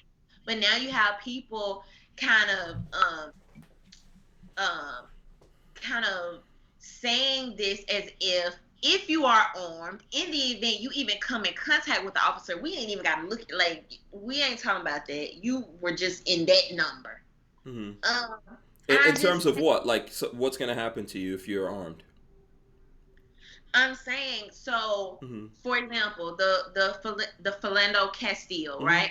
Or the what was the young guy that just got killed at his door and he was trying to drop the firearm? Y'all know what I'm talking about? Did this just happen in the last couple of days? I just saw the video. Yeah, I know. I mean, look, you're right. There's a lot of examples of things like that, right? And those are all things happening with people on their own, and that definitely happens. My thing about that is we have to do something about that. But that's the things that we actually have to do something about, right? And it comes down. If there's a problem with the police department where you live, it's very easy and very logical to start going through what's happening here. The police works for someone. Usually the boss of the police, after the police chief, is who? Your mayor, right? And there's people on the city council. These people employ and set the rules and directives for the police department.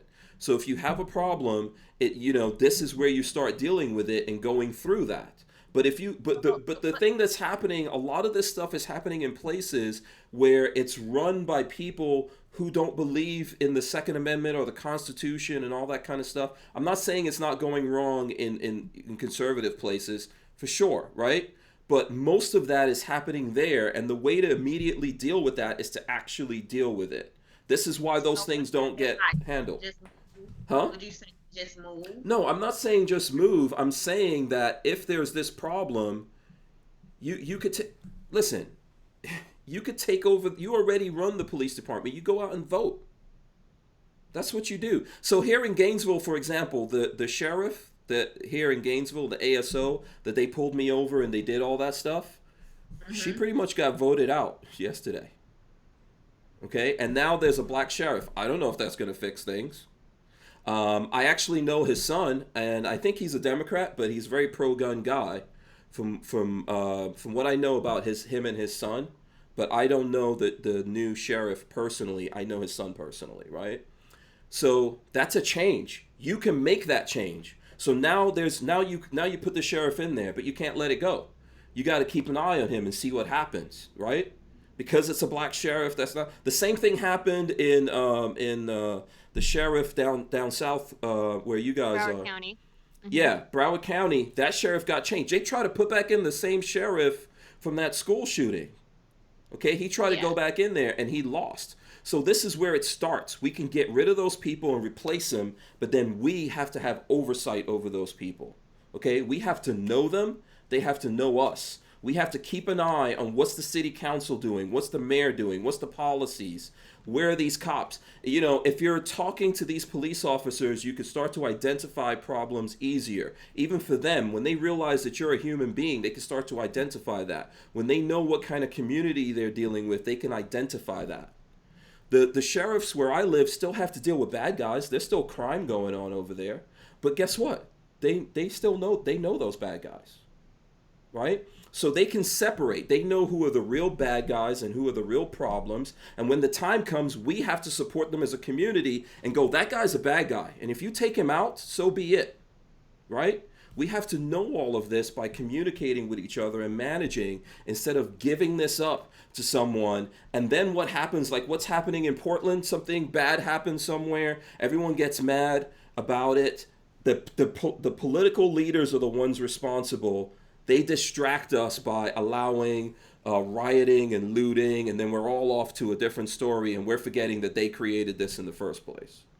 Or they're at least responsible for it. So to me, short of, it goes back to the same thing, short of everyone just being their own cops or getting out there and banding up in their own militias and going, yeah, the cops can't come in here anymore or whatever, we have to try to talk to each other and work it out and hold people responsible. Let me just say this real quick. One, smash the thumbs ups. We got a lot of people out there. Two, John Crump, I think we were talking about Kamala Harris, and there was a thing that John posted about Kamala Harris, like her actual record on the Second Amendment, and Facebook, put up one of those red flag warnings on that thing and said it was fake news, and then they stopped him from being able to post, and then they deleted his Facebook page. Wow. So that's and I spoke to him about this, and Lola's reminding me, that you guys should go follow John Crump on YouTube. I saw him in the chat, but that's what's going on with that. We've got into a really good conversation here, and that's the reason why I haven't gotten to it. But that's a terrible thing that's happening there. That's one of the places that they're fighting us, because they know what I'm trying to tell you guys. How do we all communicate today? How's everyone going to communicate like, hey, this is happening in our neighborhood, or this is what's going on with this cop, he's a bad guy, this is happening, or whatever? It's social media. So this is the reason why they're trying to lock down our communications. We have other ways to communicate, and we just have to try to figure all of that out.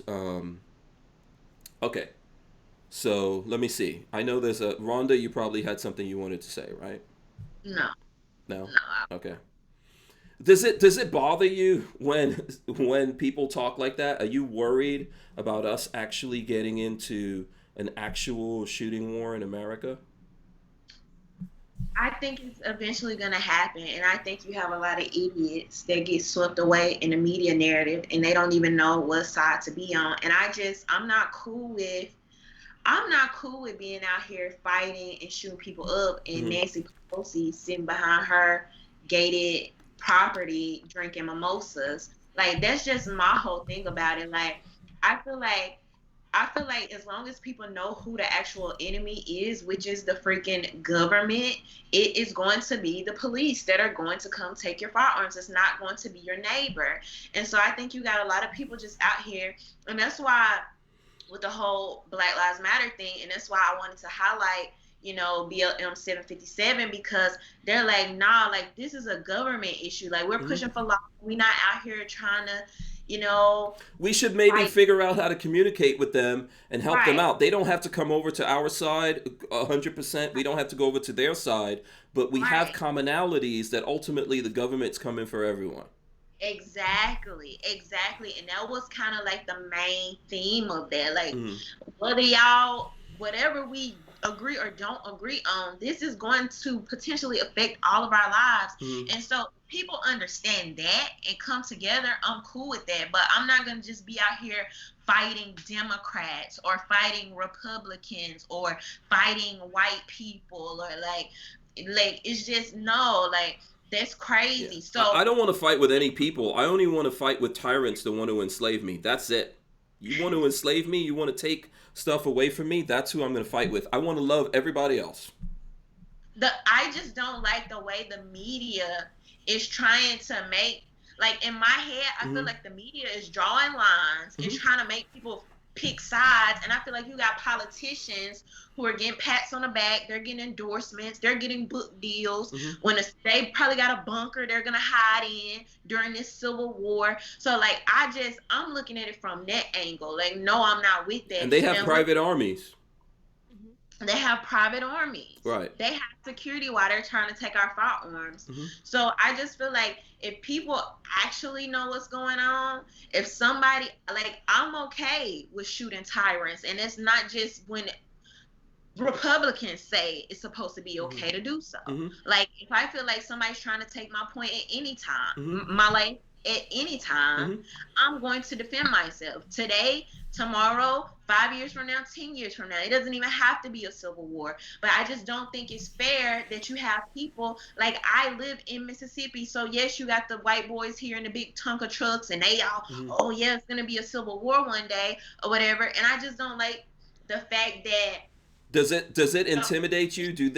Does it make you feel like those big white boys in the big trucks and stuff like that, when that happens, do you feel like they're coming after you or something in that? No, Okay. I absolutely don't feel like that.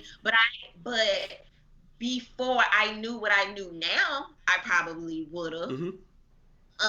Just based on how the media paints everything. You know what I mean? But that's what I mean by you do have a lot of unassuming people that they might, if the media is spinning this a certain way, they might look at it and take it personal, and it's not really about that. The same way with the McCloskeys. You have these protesters marching to this Democrat mayor's home, but you want to come out there and point guns at them. It's not even, instead of saying these people are against this trash government, I'm against this trash government too. I'm gonna let them go on where they need to go so they can harass this Democratic governor, and them removing some of these gun laws and everything else, red flag laws, is going to help me too.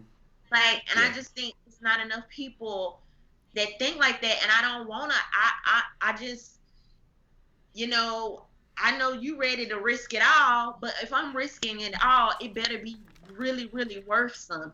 It's not gonna be for a politician to use me as a talking point. Like, no, I'm not gonna do that. Yeah, and I'm not doing it lightly.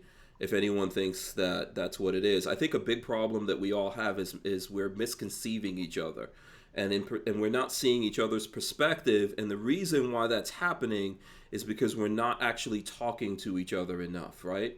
So that's how all these things happen. Now, ultimately, I think that this is going to sound horrible, but most people in the world are sheep. Most people, okay? Most people are sheep. I don't care about those people, okay? When I'm communicating with people, I'm trying to figure out who they are, and if they don't like me or whatever it is, it's all good. I'm trying to find the people that I have affinities with, that I can relate to. We don't have to be best buddies and all that kind of stuff. We don't all have to bow down to each other's beliefs. They just need to understand what we're saying. And I feel like there's a lot of people who understand that. And what the barrier that's keeping us from finding that out is communication. Okay? So for sure, there's bad people out there and there's a lot of sheep. And that's why things are going to go wrong. But this planet didn't always have 7 billion people on it. It didn't. I just, like, oh, what my point, what I was actually saying about, people is that, for example, when I was at the 2A rally with the Black Lives Matter 757, you have a lot of people that's out there that's supportive because they believe in the Second Amendment rights. And so it doesn't, you have some people that they're super okay with government overreach in certain lights, and then you have me, I'm just not ever cool with it. Like, I'm not cool with that. Like, and people get uncomfortable, and it's now like, now you against the police. Like, yes, if the police are doing something unconstitutional, they're threatening your life, I'm okay with you shooting them today. It doesn't have to be a civil war.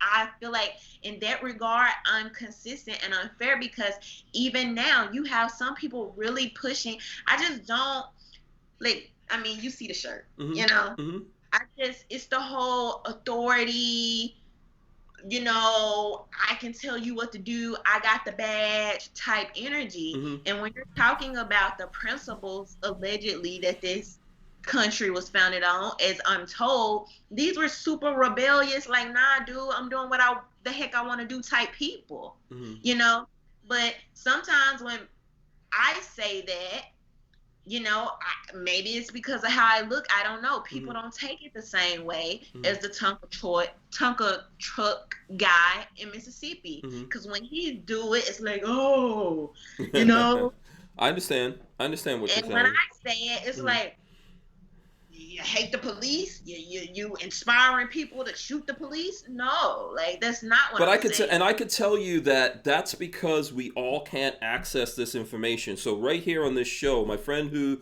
was in the chat, I don't know if he's still there, he's a Connecticut police officer, right? And he's been on this show. And you know who attacked him?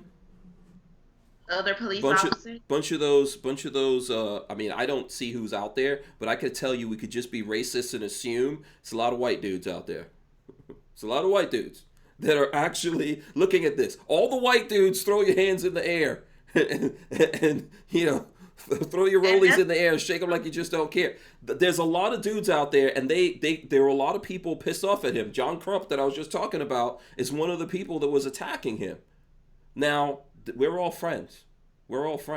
I'm just trying to tell you, they came down on him because he's a police officer. Something got said, they got triggered. So there's other people who feel like you, but you're right. This thing happens that, we have more empathy for someone who looks like us over someone for some reason we don't think they look like us. Not all of us are like that. It depends on our life experience, right? And if you have life experience with lots of different kinds of people, you don't necessarily see things that way. That doesn't make you bad. However you grew up, you may just not have a lot of life experience with other people and realize that the color of someone's skin is not that much of a factor. But this happens. It happens in life. I could just tell you guys this story. I remember when I first moved to Florida, first moved to where we live now, and I started buying guns. And there was a guy who had his own FFL, and I went out there, spoke to him on the phone. Most people, when they talk to me on the phone, think I'm a white dude.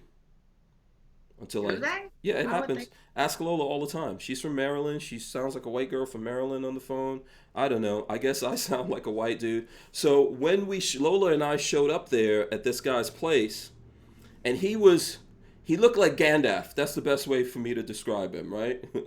Very tall, older white guy, looked like Gandalf and all that kind of stuff. But just imagine Gandalf as a biker, right? That's what he looked like. He had on he's been riding motorcycles since he was about, 10 years old, and he stole his first motorcycle. He grew up in Detroit and all that. But the look he had on his face when I rolled up there, I was like, uh-oh, this guy might not have realized that a black dude is rolling up here to get a gun.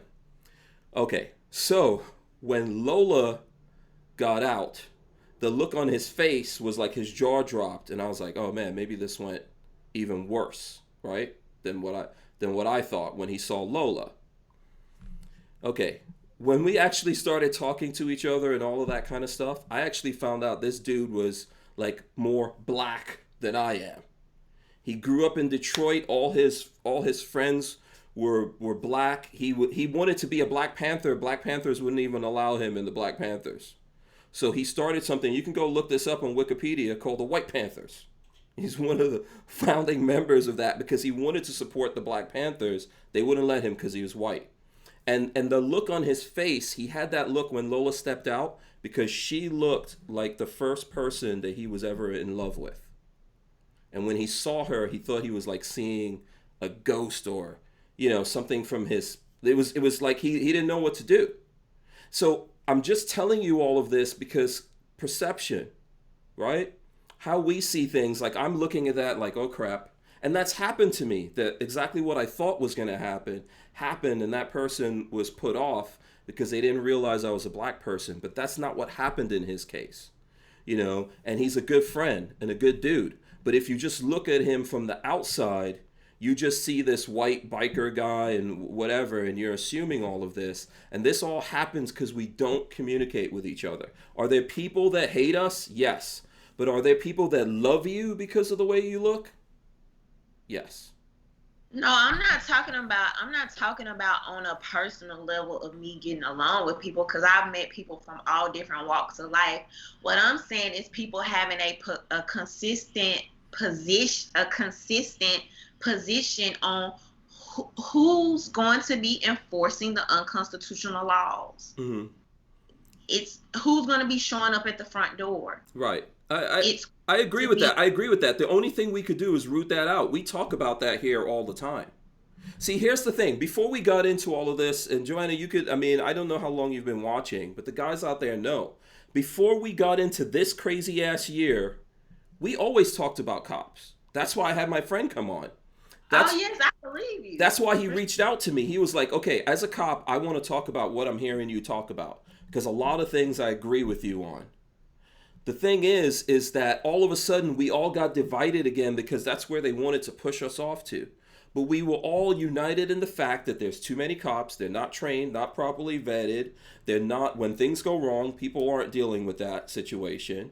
We all agreed with that. There's too many powers. They shouldn't be no-knock raids and this thing and that thing. I don't know who doesn't agree with that. You must have a really just tight following then, or supporters, because listen, most of the time these guys get mad at me. Like I said, when I have cops come on, they think I'm too nice to them. I had somebody that went off on me for I just wanted to interview a cop, and they're like, I'm like, first of all, don't tell me what to do, because you know how I feel about that. Don't tell me who I can and cannot talk to. But, even me, I'm like, I never want to get to the point where I'm in an echo chamber. So I challenge myself to talk to people I don't necessarily agree with, or I don't, we may be different and things like that. So, yeah, I've gotten that pushback before. But, I've just seen a lot of people who automatically choose the cop side in certain situations. And I'm like, but y'all are the same people that saying, don't tread on me. You can't take my guns. Government overreach. This is unconstitutional. And this and the other. So I just look for some type of consistency. This goes back to the McCloskeys. It's like, how is the 2A community being represented? You know what I mean?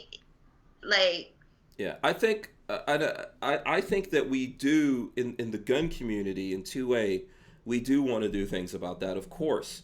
And we've been talking about red flag laws and all this kind of stuff, and that these guys have too much power and they're going to use the police to go after us, and the police is becoming militarized, right? Right. and becoming too tactical, and you know, are they preparing are they preparing to do something against us, and all of that kind of stuff. There's been people talking about that, but look, I was looking at Alex Jones on Crowder today, right? They had this conversation. It's being had out there. The problem is we're getting divided. Everyone's not seeing what everyone's doing. And because of that, we're not organized and we're not moving and dealing with things. Everyone's really, really, really distracted right now. And what we should do, if we want it to be effective, when there's certain problems, we all get together and we agree this is a problem and figure out how to deal with it and we make it happen. The problem is the politicians, whether they're Republicans or Democrats, they don't want to do that. They don't want to fix problems. We have to make them fix it, or we have to get rid of them. And ultimately, I think that's what it boils down to is what you're saying right now, because the problem with Leos is they have to enforce the laws that are out there. So how do we fix that? Well, you take out the politicians who are making those laws. And then in regards to the defunding or funding issue, I think it's a bit silly to say, well, let's just defund them, because one of the biggest problems with Leos is that they don't even know the laws. We were at a Florida Carry event where one of the speakers was a retired Leo, and he talked about the fact that, I mean, how many of us know that we know more about gun laws than the actual people enforcing those laws? Then they shouldn't. Then they shouldn't be there. We need less police officers, better vetted, better trained, and we all need more guns. That's yes. But one of the problems is not the actual people. Yes, there's bad people, but there's also good people that just haven't been trained properly. Think about, how long a course is. It's a 6-month course. Do you think you're going to learn all the laws in 6 months? No. Absolutely not. But also, first of all, we don't need all these damn laws. We don't. We don't need it. That's the first problem. Yeah, first thing. Now you're causing me to interact with the police too much anyway. Exactly. The second thing is, police officers should have very specific jobs, right? It should be a very specific thing.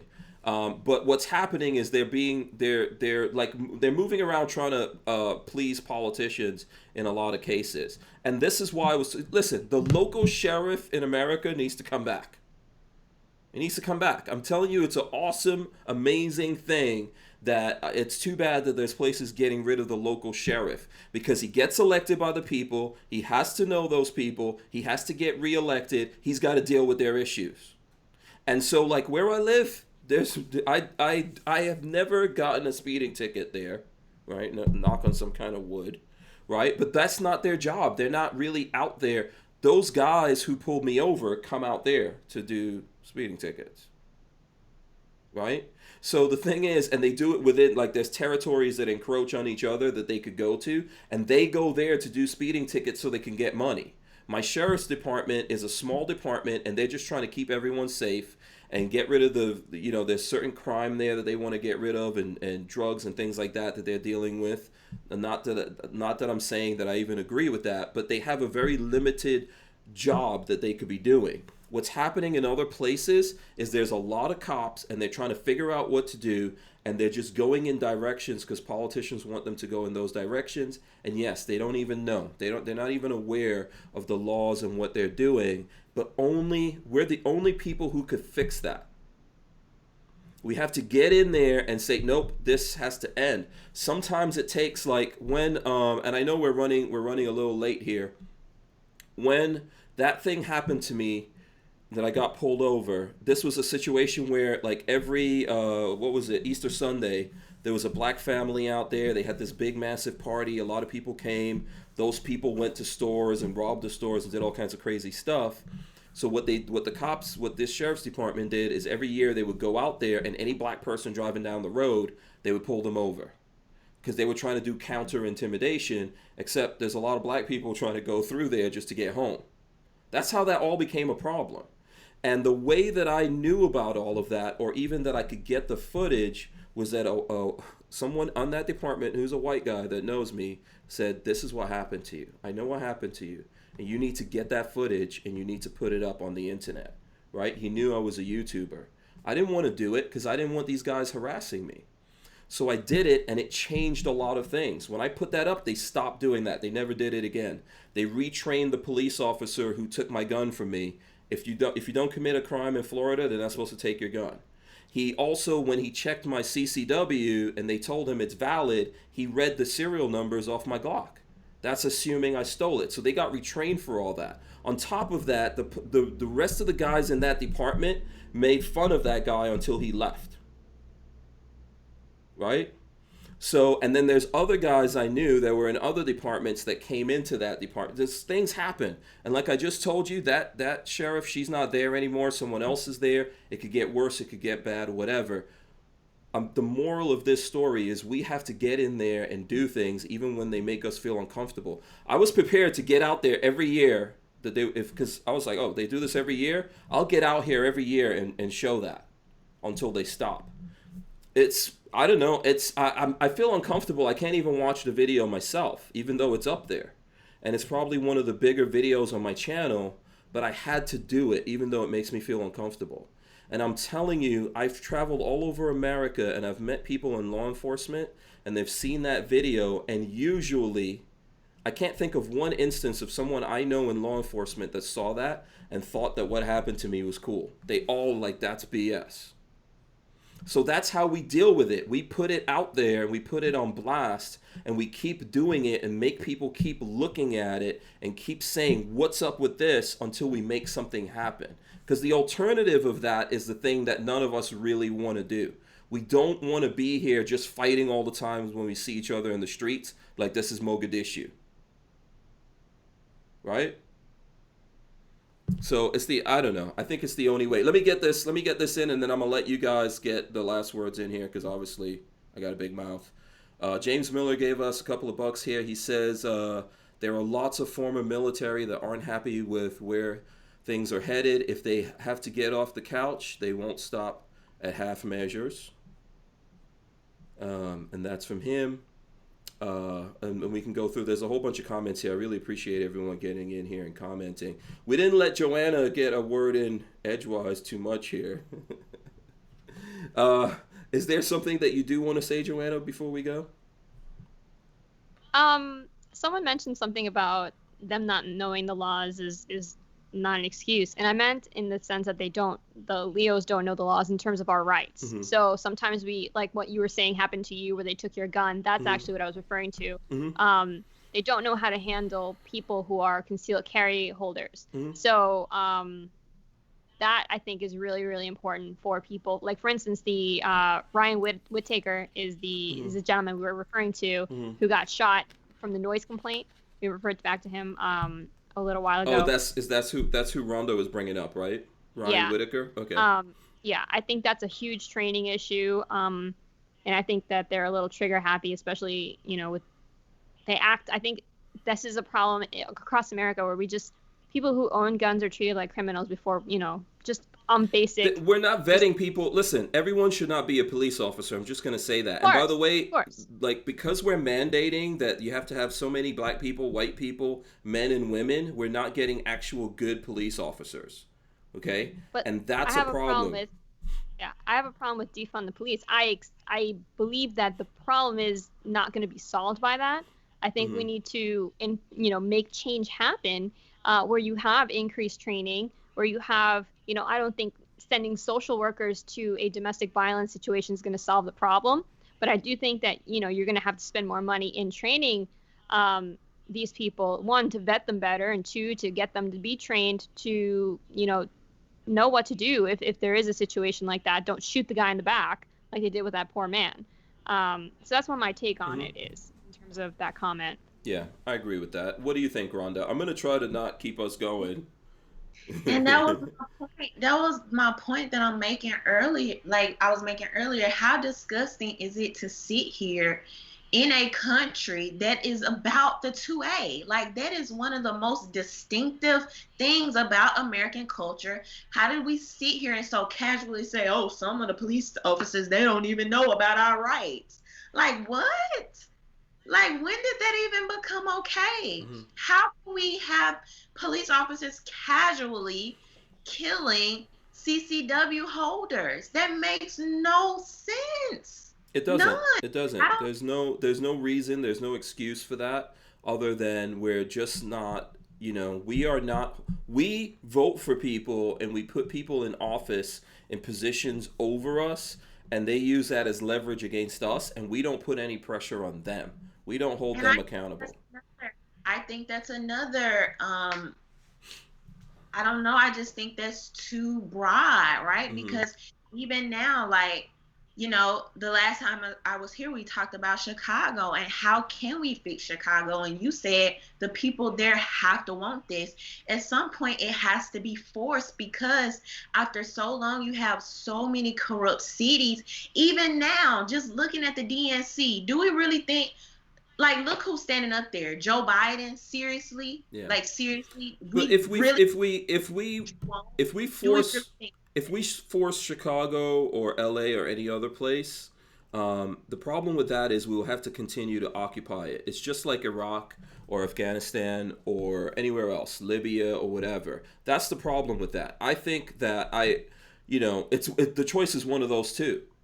Okay, but having to force it on those people is worse. Sometimes it's just better to let these cities completely just go to rot, right? If the people inside of the cities don't care enough, then it has to go there. And that's for all of America. If we don't care enough about America to make a difference and to fight all the fights that we have to fight, including the ones where we don't fight, where we just sit down and talk to each other, if we don't do that, then we deserve for our civilization to burn down to ashes and fall into the ocean and disappear. We deserve that. Okay? If someone has to come into America and fix our problems, they're going to have to occupy this place forever. And that's the same thing with if we decide to go to Chicago or Miami or LA or any other place and fix it by force, which they don't want, it's, Portland or whatever. We'll always have to occupy that place in order to keep the peace there. We need to keep the peace. That's our job as people. That's what we're supposed to do. If we care about the people that we love, our family members and all of that, our friends, and we care about America, we have to do this job. We can't just abdicate it to anyone else like we did with politicians. We have to do it. Regarding cities, I think that they're doing it to themselves. I saw an article that said that New York will never be the same. I think Portland will never be the same. I think a lot of these cities are basically just self-imploding right now, whether it's the economics of the massive shutdowns. De Blasio pretty much destroyed single-handedly New York. All the wealthy people, all the businesses leaving. So what's going to be the outcome of that? I don't think it's going to come back to normal, and I think it's going to end up being a ghost town and eventually will implode on itself. People will move away, and maybe the left did it to itself. I'm kind of hoping that's the I think that's one of the outcome things of that could happen. Or all of these cities, like Chicago, as Rhonda's saying, they could just keep going like this, and we just keep funding them to go like this, and we all just keep paying more taxes. And whoever's out there working or building a business and doing anything, we all carry those cities. That's why we're seeing a lot of these riots and stuff like that, right? Because a lot of these places want to get bailed out. That's what's happened. They've already actually destroyed those places. So now they're like, okay, either we've got to pay these bills or we get foreclosed on, or all of this starts shutting down, and now we don't have cops and we don't have sanitation and we don't have public transportation and all this kind of stuff. Someone's got to pay for it. I just think they can just vote for somebody else. I just think I won't say a cop out, but I think it's just very, because even looking on a national level, even when you're looking at, you had federal agents in America colluding against a Republican candidate. You have a DNC that cheated Bernie in 2016. You had a DNC that cheated this year in cahoots with the media. Mm-hmm. You know what I mean? Mm-hmm. So now if Biden gets in there, are you going to say, oh, well, hey, even though I didn't vote for him, we deserve this, or whatever the case may be? I feel like some of these cities are so corrupt. They're so far gone. Sometimes you don't even have any other type of candidate offering anything different. And sometimes people just, you may be a child that's still with your parents. You may be somebody that's staying there to maybe care for a family member, or it may just be several reasons, you know what I mean? Mm-hmm. And just to make it like oh, just stop voting like that. I just think that's such it's just not a full way to look at things in terms of how they're going now. You have a lot of these cities going this way, even the ones that are Republican led as well. Mm-hmm. These things are happening in increments. And so I don't know. I think, and this goes back to what you asked me earlier about, are you intimidated about, what's going to happen and da da da da. No, I think it's going to get to a point where there's going to have to be some force. Mm-hmm. There's going to have to be. I don't care who you put in there right now. We are slowly moving towards. Who do you think is going to exert that force? Who do I think is going to exert that force? Yeah. What do you mean? Like, as far as the politician? Well, if someone's going to have to go in there and clean up the cities, who's going to do that? It's going to have to be us. Okay. It's going to have to be the people. I'm not saying, I don't think militarized police should come in there but I think right now we put politicians on way much of a pedestal. Mm-hmm. Like, a lot of these politicians think they're celebrities. You're not celebrities. You're a servant. You're not a parental figure. You work on my behalf. My taxes are paying for you to be here. And so I feel like if more citizens had that attitude, I had that same attitude with the police. Mm-hmm. No, I respect people because I'm just a nice person. I'm a sweetheart. I respect people in general. Mm-hmm. However, you're not going to run all over me. Mm-hmm. You're not going to just talk to me any type of way because of this authority that's been bestowed upon you. I do not believe in that. I believe these people are servants. You're supposed to work on our behalf. Yeah, right. And I'm consistent about that. Police officer, politician, everyone, whoever it may be. And yeah, I do think at some point, whether we're talking on a city level or we're talking about like a local level or a federal level, yes, I do think at some point, whether you want to call it a civil war or boogaloo or end times or, whatever.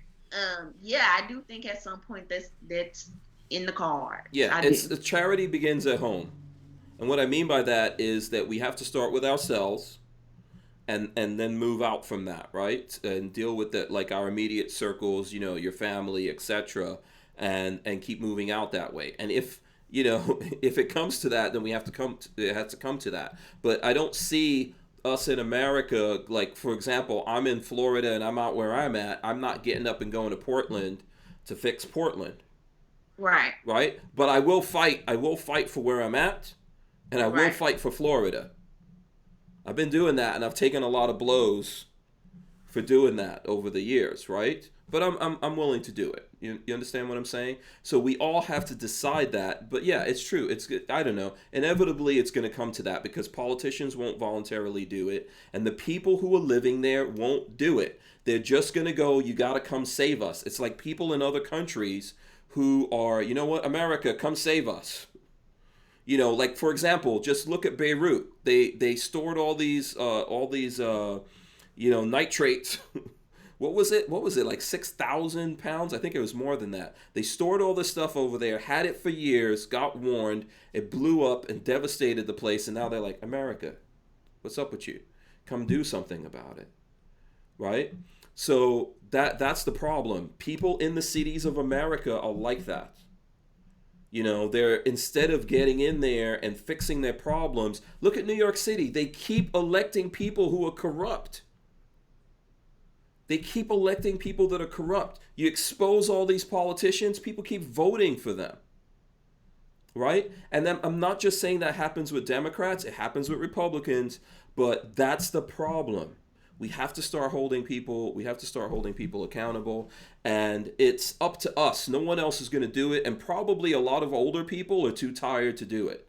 So someone at some age range, someone who cares about America has to do it. This is what happened in the beginning of America. There were people here who got together and decided to rebel against the king in England, okay? And they had a lot of stuff going on. Some of them had a lot of good things going on. Some of them didn't. They took a risk. They took a chance. Some of them died. But they went out there and they did it, and that calling may come again to us, that we have to decide, hey, we're going to go out there and we're going to do this, but it's not going to be fun. So that's the unfortunate thing. Listen, I could keep doing this. I could keep doing this, but I don't want to keep you ladies, going here and going. So we got to do this again. You got to come back. Do you like coming on the show? I do. I enjoy it. Yeah, I like your stuff. I'm always telling Lola, did you see what Rhonda made?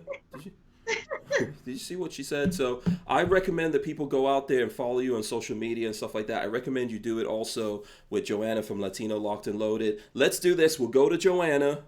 How can the people follow you, Joanna? How can they keep in touch with you? What's the best stuff for those folks out there to do? You can follow me on Instagram at Latina Locked and Loaded, and also check out our podcast on Sunday nights at 7. It's the Locked and Loaded Latinos. It's with an ampersand, on YouTube and Spotify and iTunes and all that jazz. But check us out live Sundays at 7 on YouTube. Awesome. And I've checked in on it. It's a great show. Also, I like your hair like this. I don't know if that's inappropriate or whatever, but I like the hair like this. Okay, so Rhonda Mary, what can the people do? Where do they need to go? Where do you actually respond? I think people out there want to know, like, where's the places I could go comment and stuff like that, and she's going to respond. So where they can go talk to me. Yes. On Twitter. I'm the most active on Twitter, but YouTube is like my top platform. Okay. So I'm Rhonda Mary on YouTube, on Twitter and Instagram. I'm Rhonda Mary Vids. Okay. VIDS, Rhonda Mary Vids. And then I have anti-status t-shirts available now at my rhondamary.myshopify.com. Awesome. So yeah, I'm pretty much, if you type in Rhonda Mary, you can find me on all those platforms. Yes, absolutely. So if you folks out there want to see more Rhonda Mary, more of Joanna, Latina Locked and Loaded, let us know. Even if you don't, I'm gonna tell Lola, I think the people want to see more of them. So we'll make it happen. But I think it's a really, really, really great conversation. I'm glad we had it. I know that for some people, it's like, not necessarily what you want to hear. That's how the world works. You're not going to like everything that you're hearing. That's our opinions, and you have yours. What I try to do here is get everyone to kind of have this exchange of ideas, and we're going to do this again tomorrow. We're going to do it Friday. We're going to keep coming back and doing it. I'm not planning on stopping right now unless we actually boogaloo or whatever the hell it is everyone's planning on doing. And guess what? I'll probably still be out somewhere running my mouth. So you can rest assured that's going to happen. So here's what I'm going to do. I'm going to tell everyone to go to hankstrange.com, sign up for the email list. Big thanks to Franklin Armory. I'm going to hit the button here to roll in the end. Let's roll it in. All right. Thanks to everyone for joining us. Make sure you guys smash the thumbs ups. Ring the bell so you can be notified whenever we go live. We're going to rip this audio out of here, and we're going to put it up on iTunes and everywhere else. We've got people listening to us in Iran, in Germany, all over the world. Okay? I saw some people in Ireland. I don't know why there's a bunch of people in Ireland that have been listening to this. Shout out to people all over the world that are listening to this. You could do it on iTunes and Podbean and Spreaker and all those places where you listen to the audio stuff. James Miller says Hank will be the Boogaloo correspondent. Okay, so thanks so much to Rhonda Mary. I really appreciate you coming on. Thanks so much to Joanna, Latina Locked and Loaded. Make sure you go follow these guys, okay? And then tell them, that you heard about them on Hank Strange.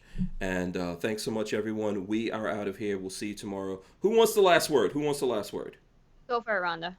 No, you go ahead. Everyone have a wonderful night. There you go. Awesome. Well done. We're out. Peace. Bye.